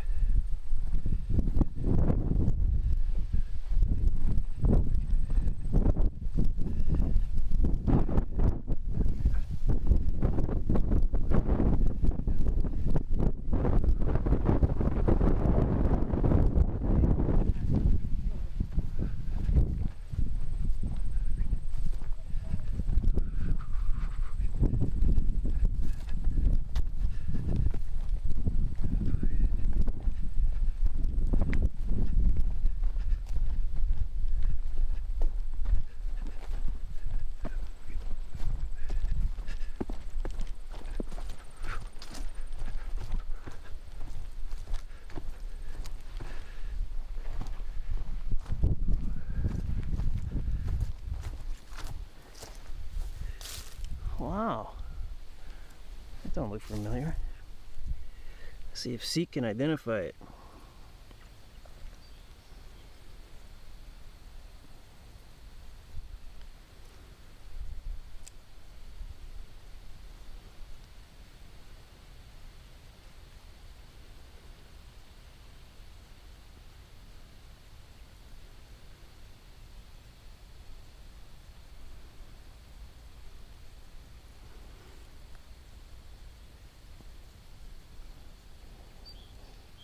There's milkweeds.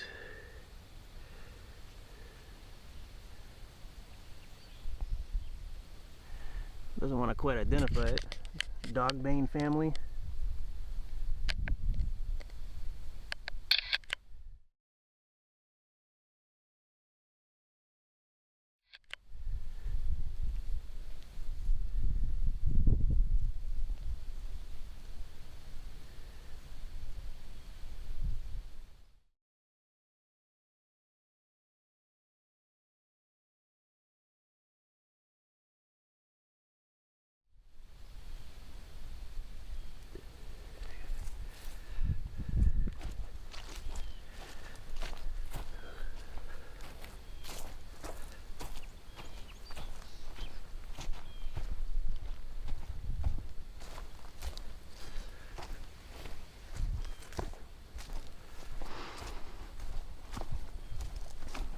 Now, another thing I noticed at the grass campsite was the hiking club trail password was almost literally inside of that campsite. So that campsite is on the hiking club trail and an equestrian horse trail.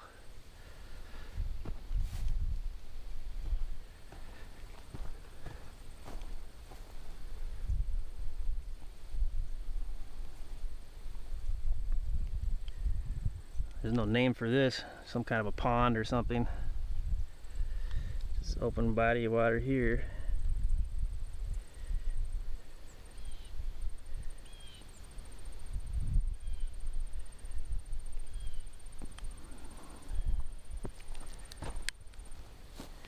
There's no name for it.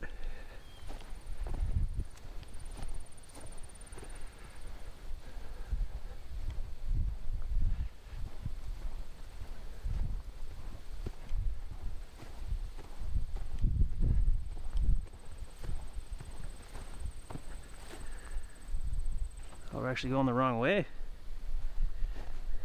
Uh-oh. I think I read the map wrong.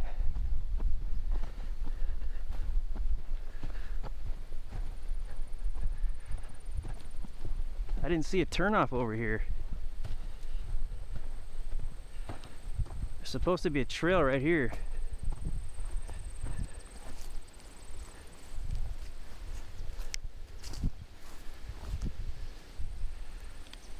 Wow, there's supposed to be some kind of a trail right here. There isn't. Okay. Alright, I made a wrong choice based on the map. It might just be for the winter time. Well, we got to look at the dogbane milkweed. That was cool.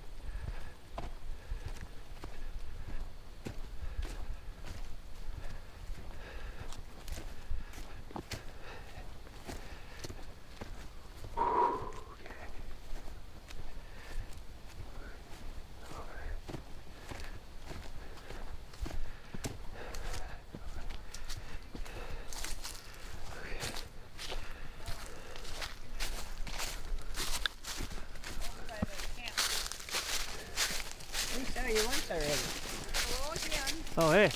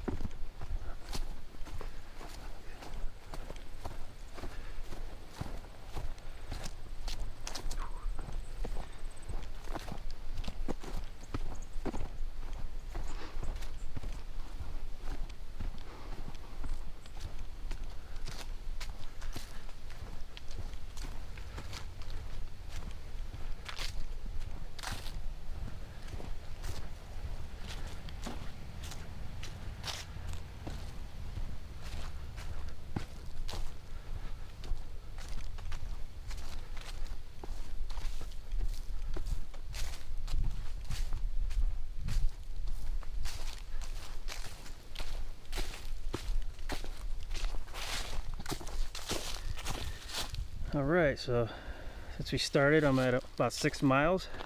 It's almost 14,000 steps. We are approaching the, well, we still got a little ways to go actually before we get to the boat launch area at Beers.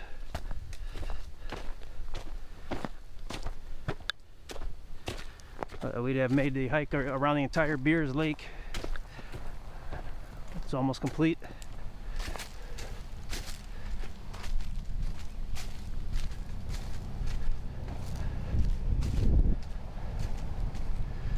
I'm kind of debating in my head, maybe I should have made a scout and a hike one, but sometimes that happens, you know. You just got to kind of go with the flow with life. So I'll just timestamp stuff in the description.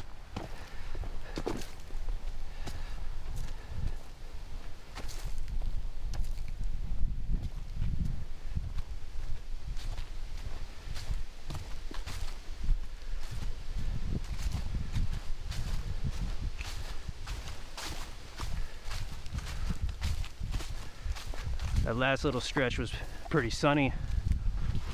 And it's the hottest time of the day now too. It's only 80 degrees, but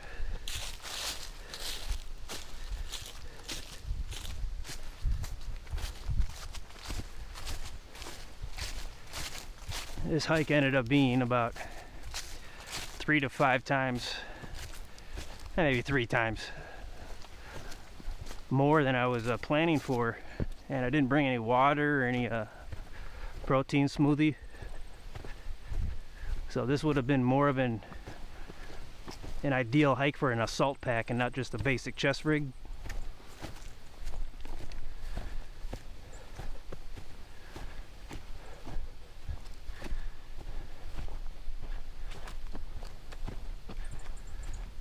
But I only made the decision because I knew I could do it. So we'll be all right.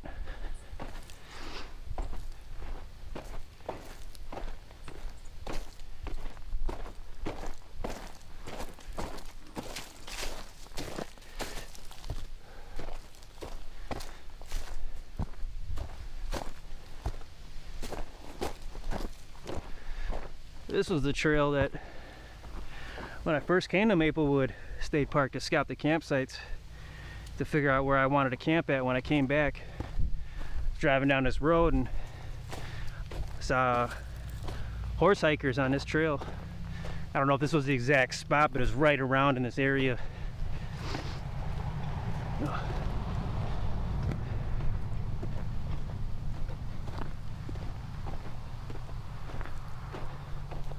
I was just replaying that footage in preparation for my trip here. This time around I saw that and kind of liked that moment. I don't know why, just some moments they just kind of stick out.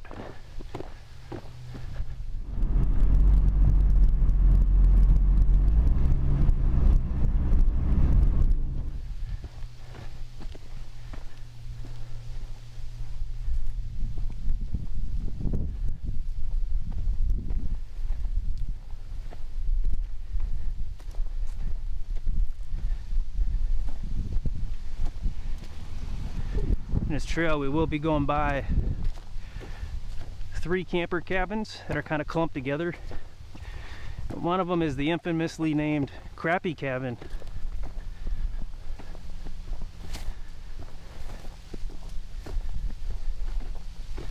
That's my favorite name for a cabin.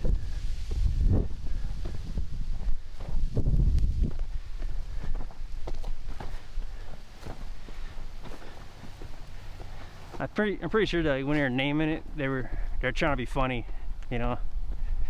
It is pretty funny.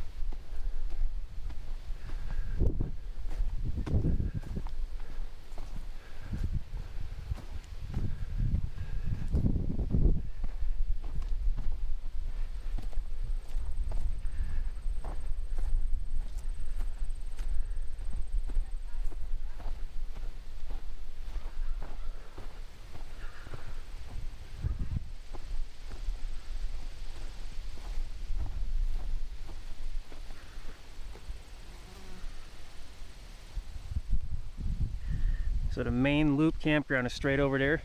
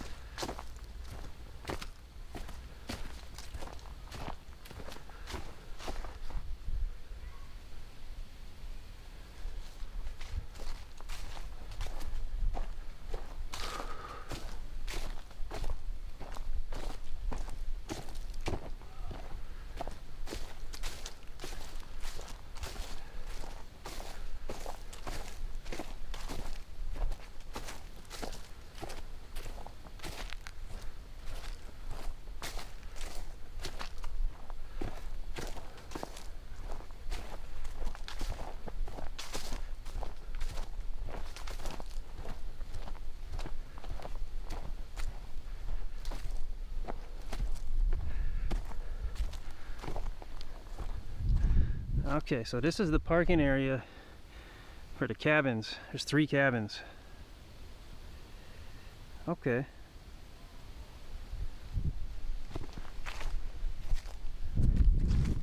One of them's the Crappie cabin. That's probably over there.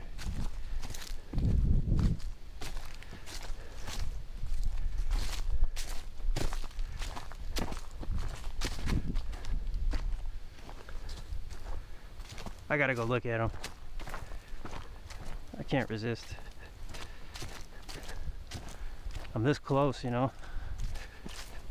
Shouldn't take long.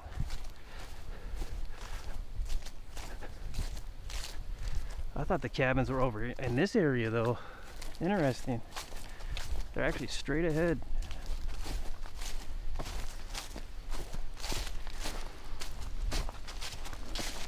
Oh, nice carts too.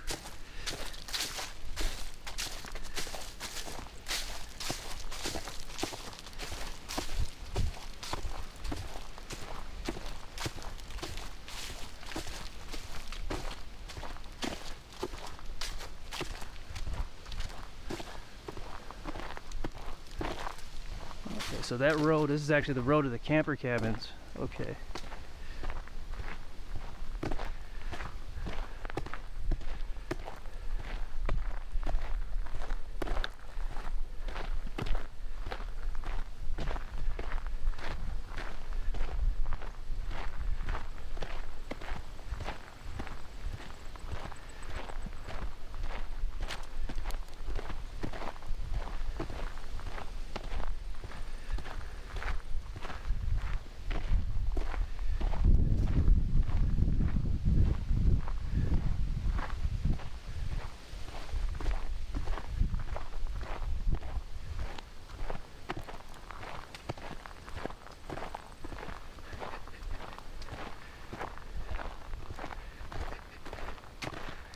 Here it is. Here it is. The infamous Crappie cabin.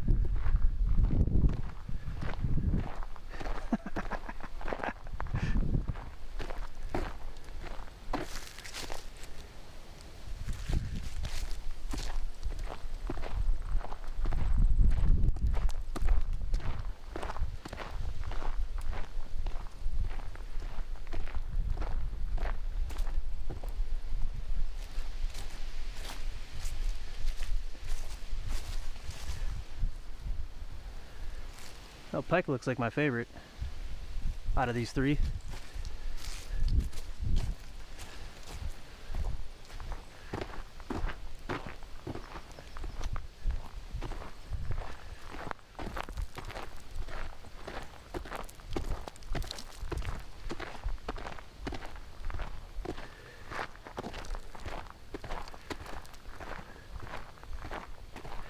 There it is, the Crappie cabin. It's great.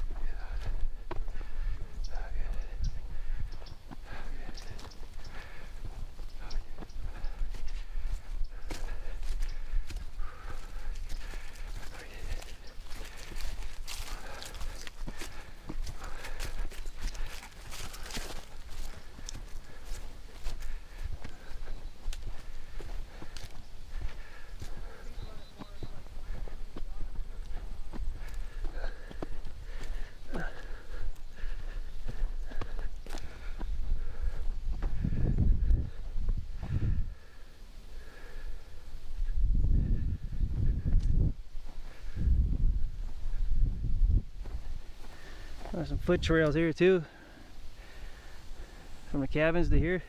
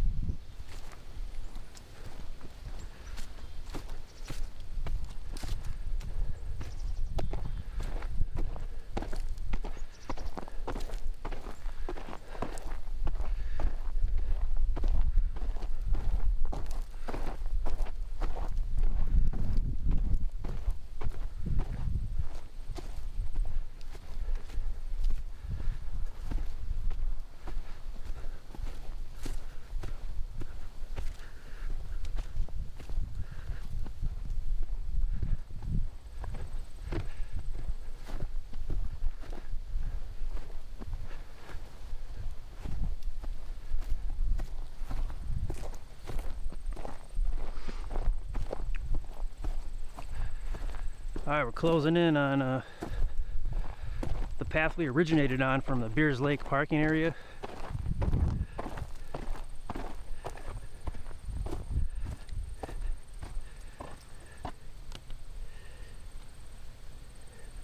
So we went all the way around down here.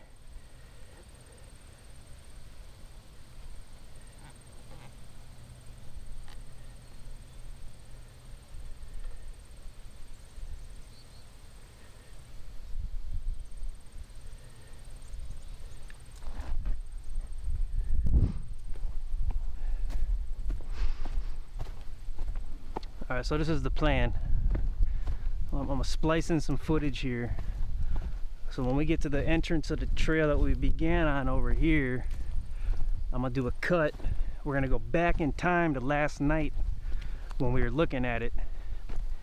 And then from there, the last night footage, we're gonna drive into the group camp, almost into the group camp area, but we're gonna show more parking for Beers Lake, more parking opportunities. I'm gonna have a discussion with the ranger there. Hopefully you can hear that.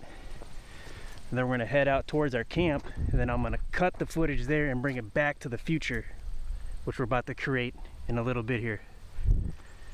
Then we're gonna go to check out the church road.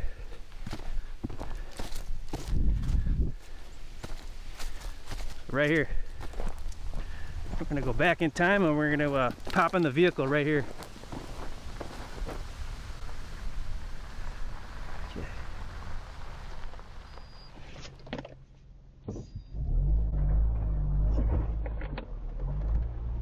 Alright, and we're going to see if we can get a little scouting tomorrow on foot. We showed you the parking area and the entry, the drive in here. Now we're going to actually see if we can look at the group camp here a little bit. I didn't look at this last time I was here. It's a big park and I had to scout other things. I don't have any scouts available online to watch for any of the camping here because of it's just not up to par with what I want to do here. This is a Bass Lake parking area as well. This might be group camp. I don't know if it's group camp specific, but it's a Bass Lake parking area. That's what that sign says. So group camp is right in here.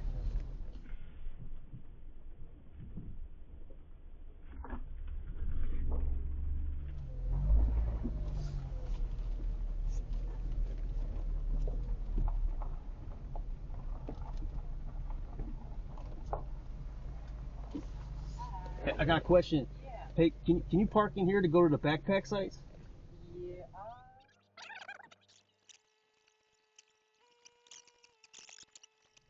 I'm gonna check it out tomorrow. I'm just curious. Yeah, yep. So you can do that too. Thanks a lot.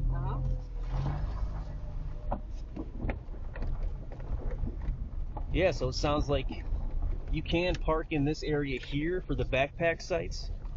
Ideally, you would actually literally would park where I first showed you. And it sounds like there's other parking opportunities for the backpack sites along Church Road, which is outside the park for a little bit. And I'm gonna scout that road tomorrow and see if we can find an access point for it. I'm gonna do that after I do the scout on foot to check out the backpack sites. So yeah, I'm pretty pumped up about that. Maybe coming back here and then trying one of them out. We'll see what they look like tomorrow. And as for tonight, I'm going to go ahead and start my camp.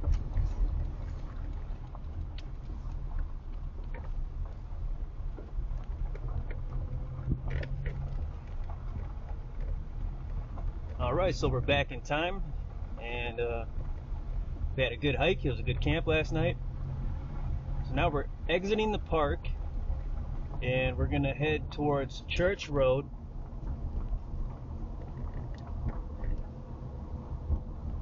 And that runs alongside the eastern portion of the park.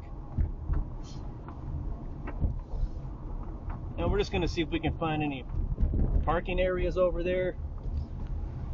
And we already checked out some of the trails over there, but see if there's any parking and entry points over there.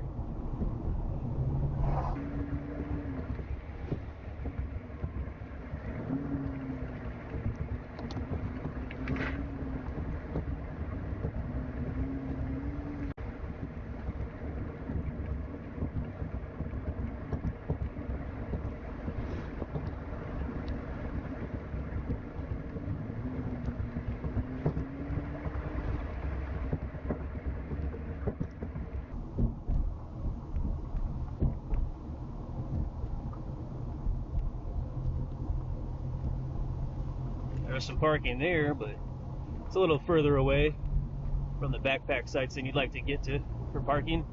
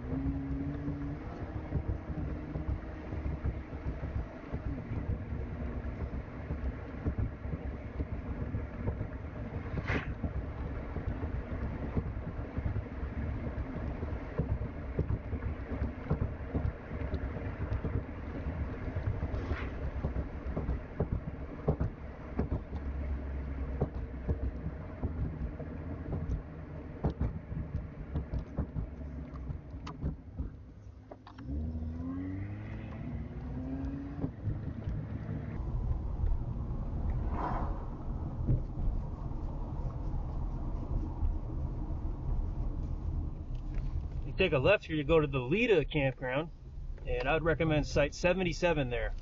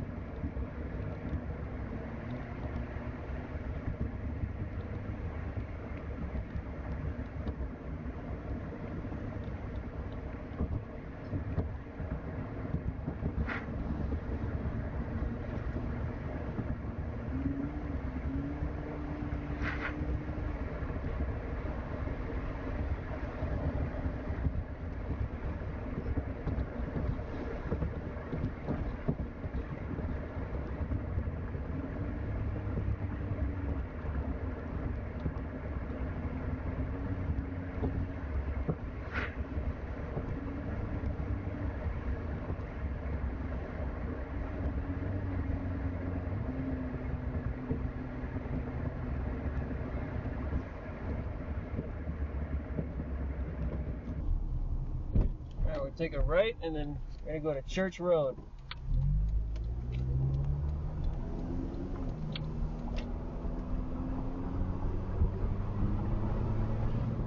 We're on 108, so it's gonna be up the road here, about a mile or so.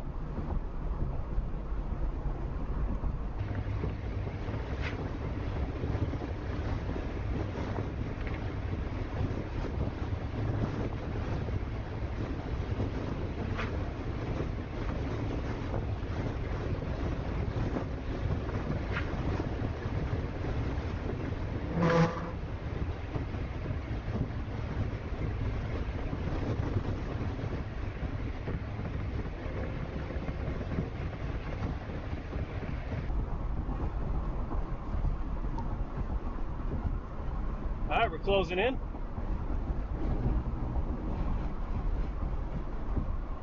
Maplewood Church Road.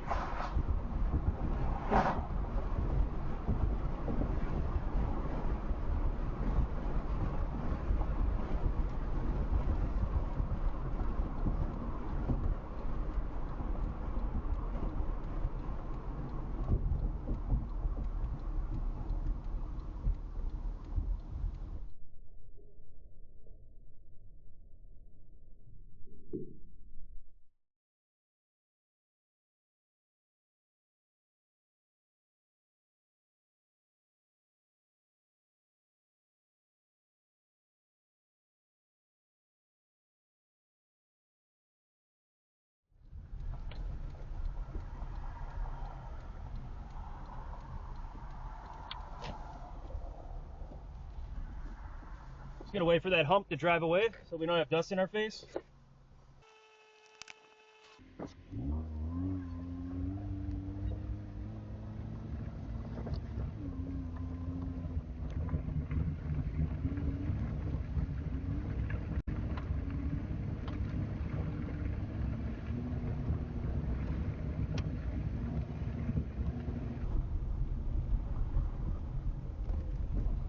Entering Maplewood State Park.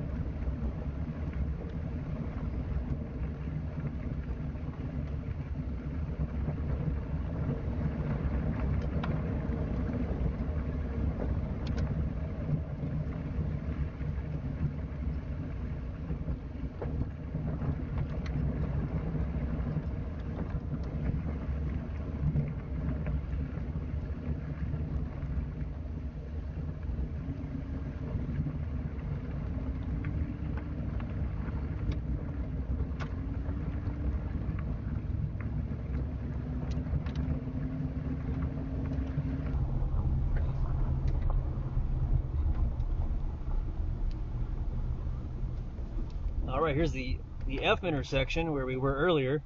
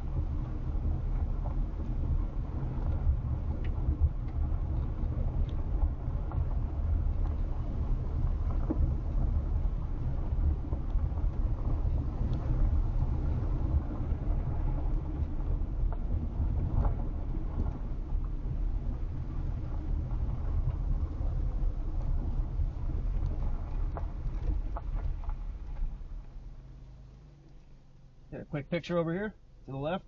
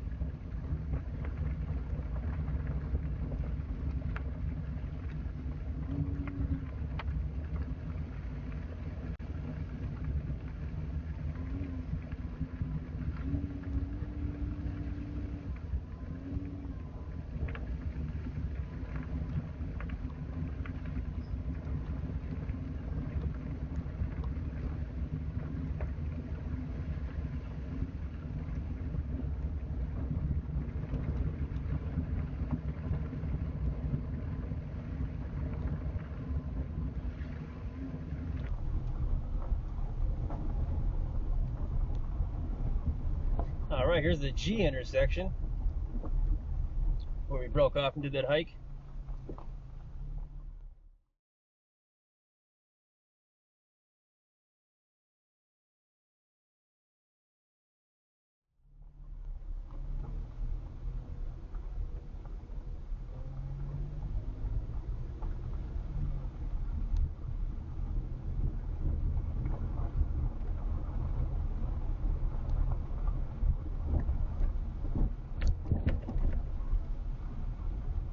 Got a real winner in front of us here. Really knows what he's doing.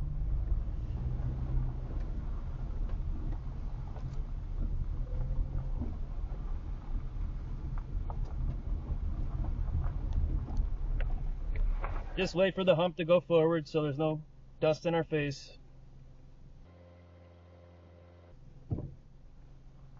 Oh, it's one of these situations.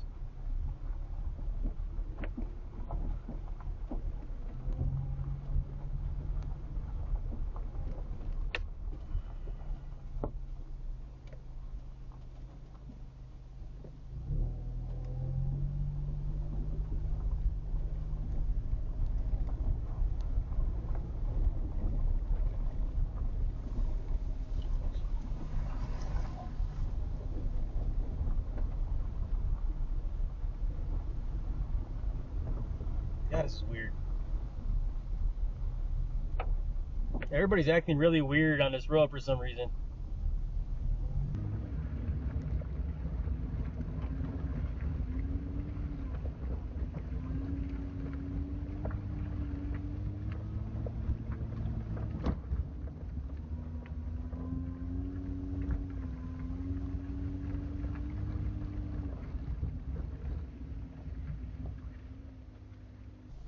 Alright, here's the trail.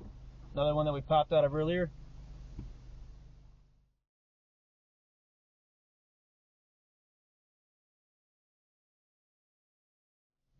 Yeah, I think so. Yep, that was H.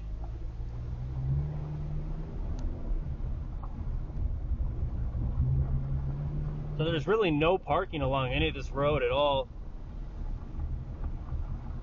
It's even difficult when there's oncoming traffic. It's get really, really tight.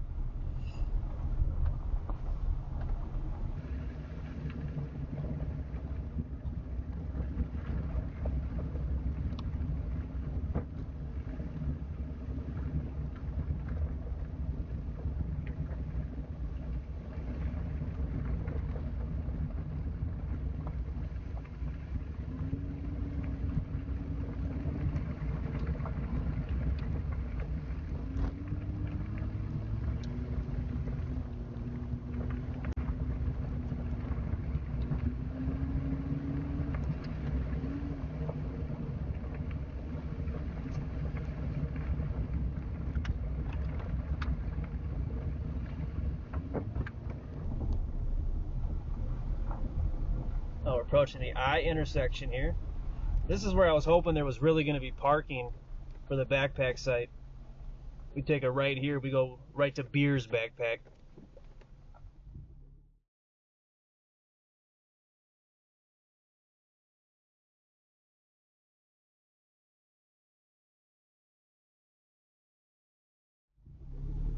But there's nothing here for parking. I mean, you could unload gear here, technically.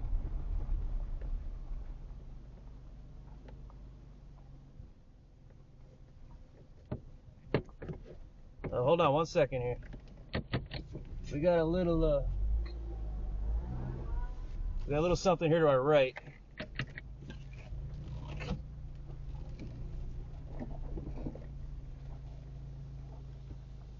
Closed to motor vehicle use, foot travel welcome.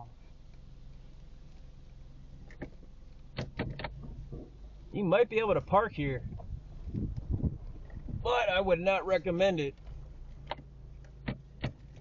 If you're just unloading gear though and going to the beer site, that would probably work. Without a doubt, that would probably work. But then you're going to want to go park the vehicle over by the Beers Lake probably and then hike in. So you'd have to stash your gear. I wouldn't recommend you just leave your gear sitting out like we observed earlier with the two other sites. People just left their gear there and they left. Maybe they were in their tents, but I would not advise that at all. Make the time to break down your tent, pack it up, and stack it away somewhere. Preferably if you have a dry bag, put it in that, and then put leaves over it and cover it.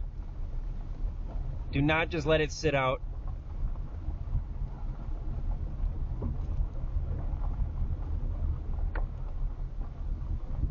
It is inconvenient, but you don't want to end up kicking yourself.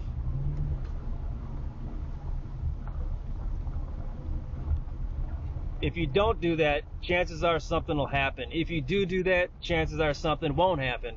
So I would just make the effort.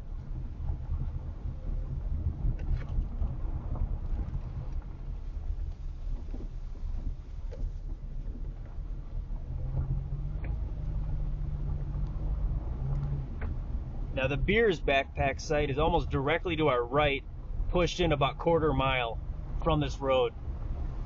So we're veering away from it.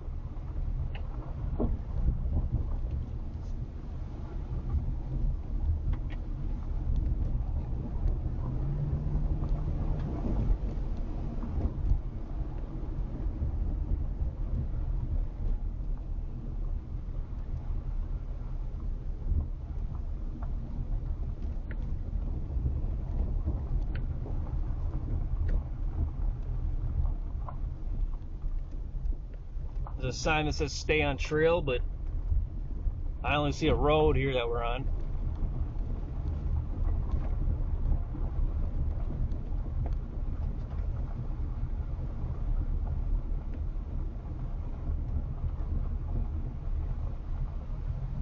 Now we're parallel to the trail to our right that we were hiking on earlier.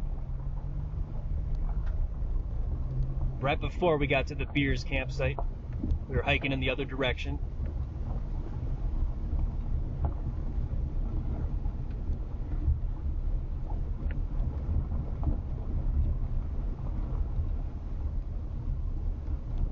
That was when we passed the two quiet horsebackers.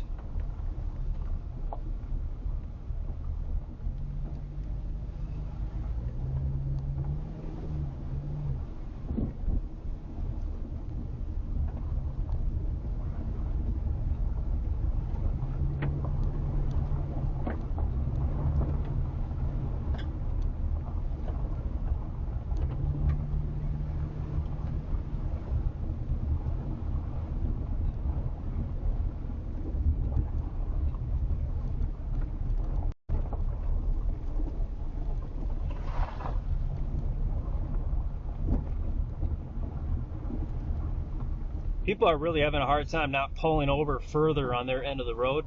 They're really pig hogging the middle of the road for some reason.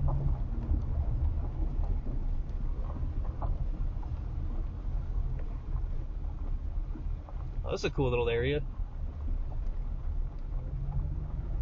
Now we are approaching the lower portion of the park, the J intersection, and we will be traveling through private property in a second. It's just a small sliver of private property. It's one of them weird situations where you just got a little piece of like a gerrymandered type district, private property. All right, so here's J right here.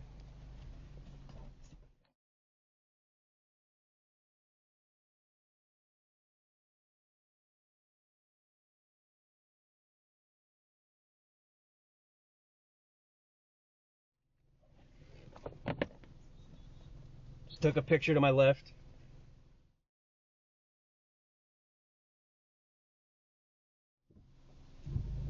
Now we're going to want to stay on this part of the road here.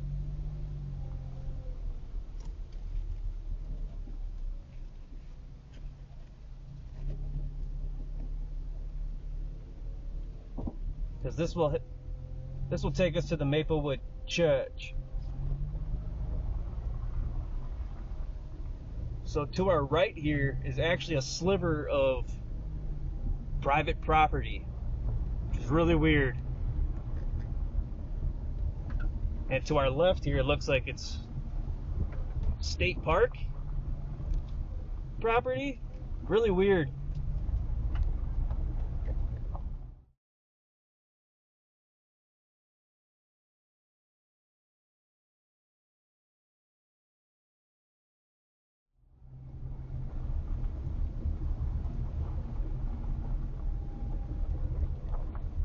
That other turn that we were just at, by the way, that would have taken us to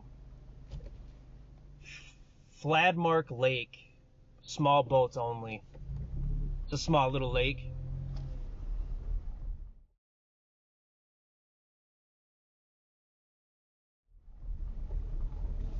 But we're staying on the church road and going to Maplewood Church.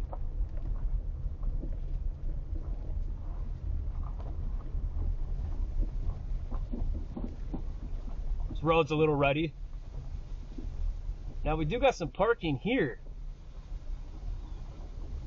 So it seems under the leaves. There's a big log. But just to our right here, this is all private property. A very small sliver of it is private property for some really weird reason. So I advise you just get out of this area. Don't park anywhere in here if you're thinking about it, which you're probably not.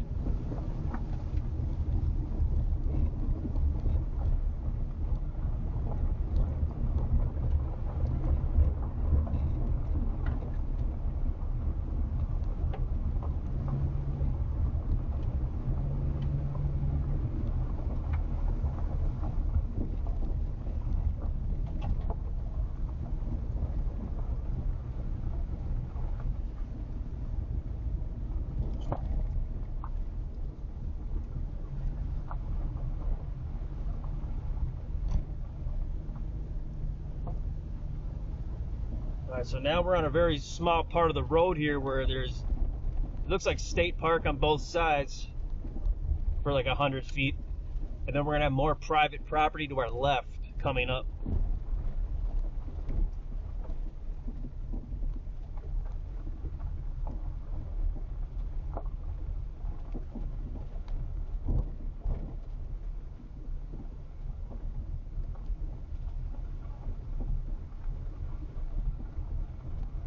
And we are closing in on the church.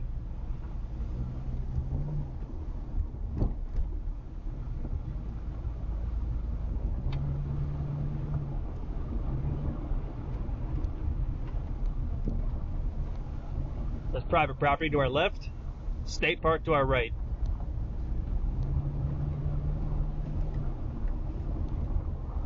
I'm going to show the maps. The darker region, the dark gray, is private property, essentially.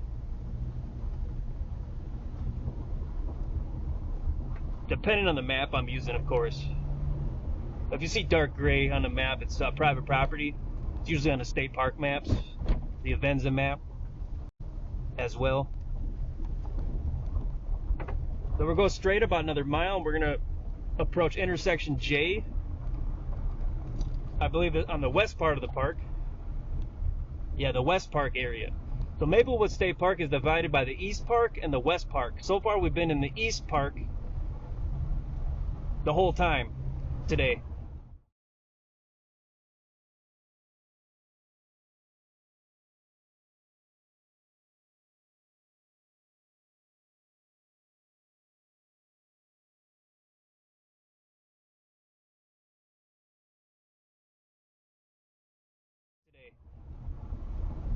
But now, as of right now, this is the dotted line where we actually just entered the West Park area.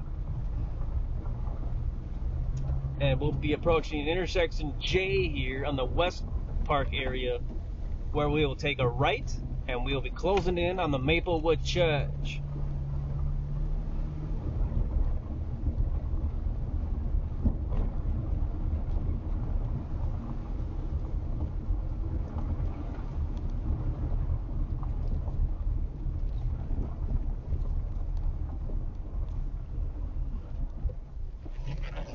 There it is, Jay.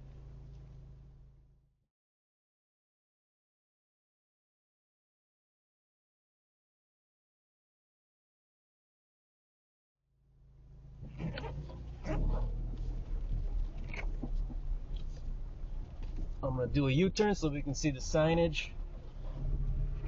Well, looks like there's some parking straight ahead.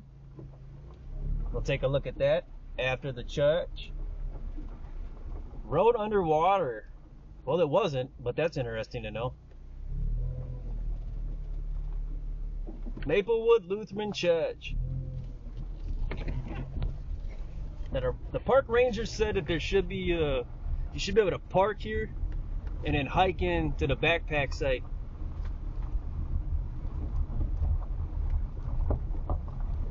But I would not recommend that.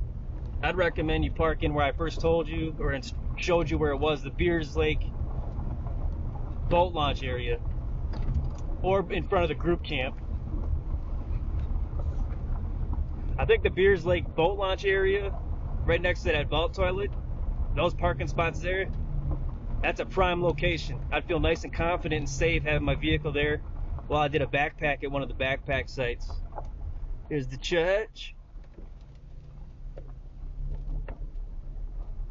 And I think this is actually on state park property, so you probably would be okay parking over here.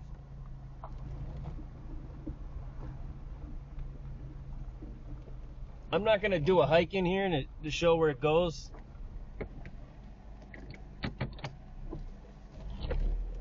Because this has already gone on for several days, it seems, but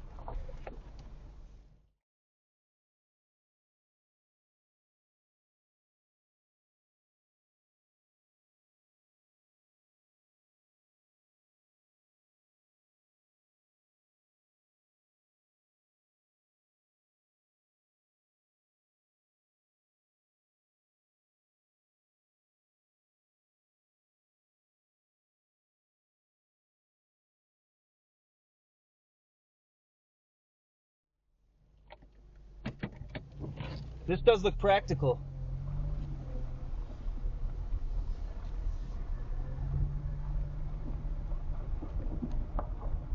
But I would only park here as a option C, personally. For one of the backpack sites, I would first park at, like I said, the Beers Lake boat launch parking area. If that's full, then I'd park in front of the group camp, right next to Beers Lake parking area. If that's full, then I'd probably head over here. It's option C. And then take a little trail towards the camp, the backpack sites. In retrospect, while editing, I would actually recommend parking in the following order. Option A, the Maplewood Church. Option B, Beers Lake. Or option C, Bass Lake, which is before the group camp area. Those are probably the best spots in that order. All right, now we'll just take a look over here. Some more of this road.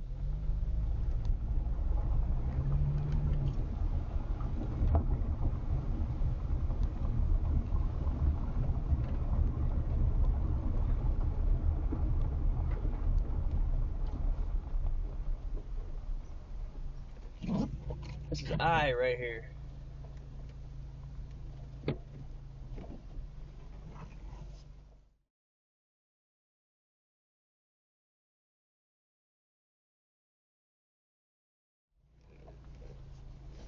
So I would not recommend you park here for the backpack sites.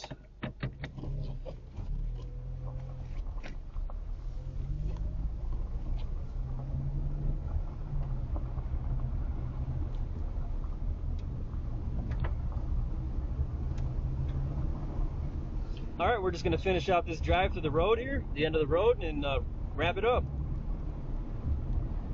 So I know this is a little convoluted, but it's very informative. I'll have timestamps. Thanks for taking a look. Take care and travel well.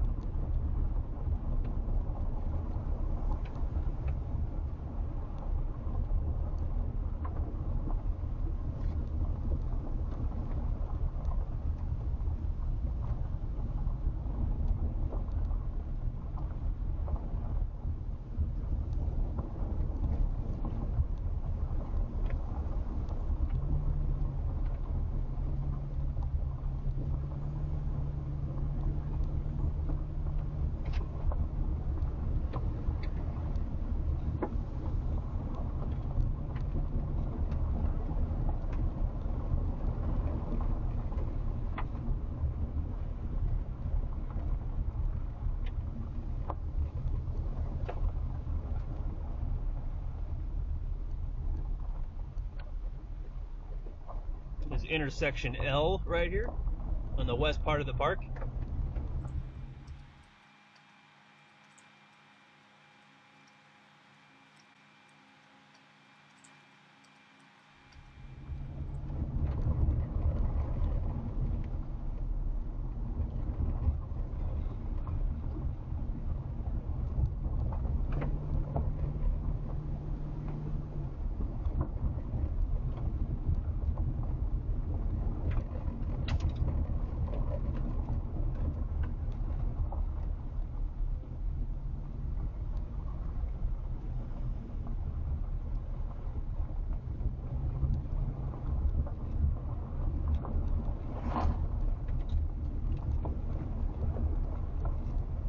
All right, and this is County Road 24.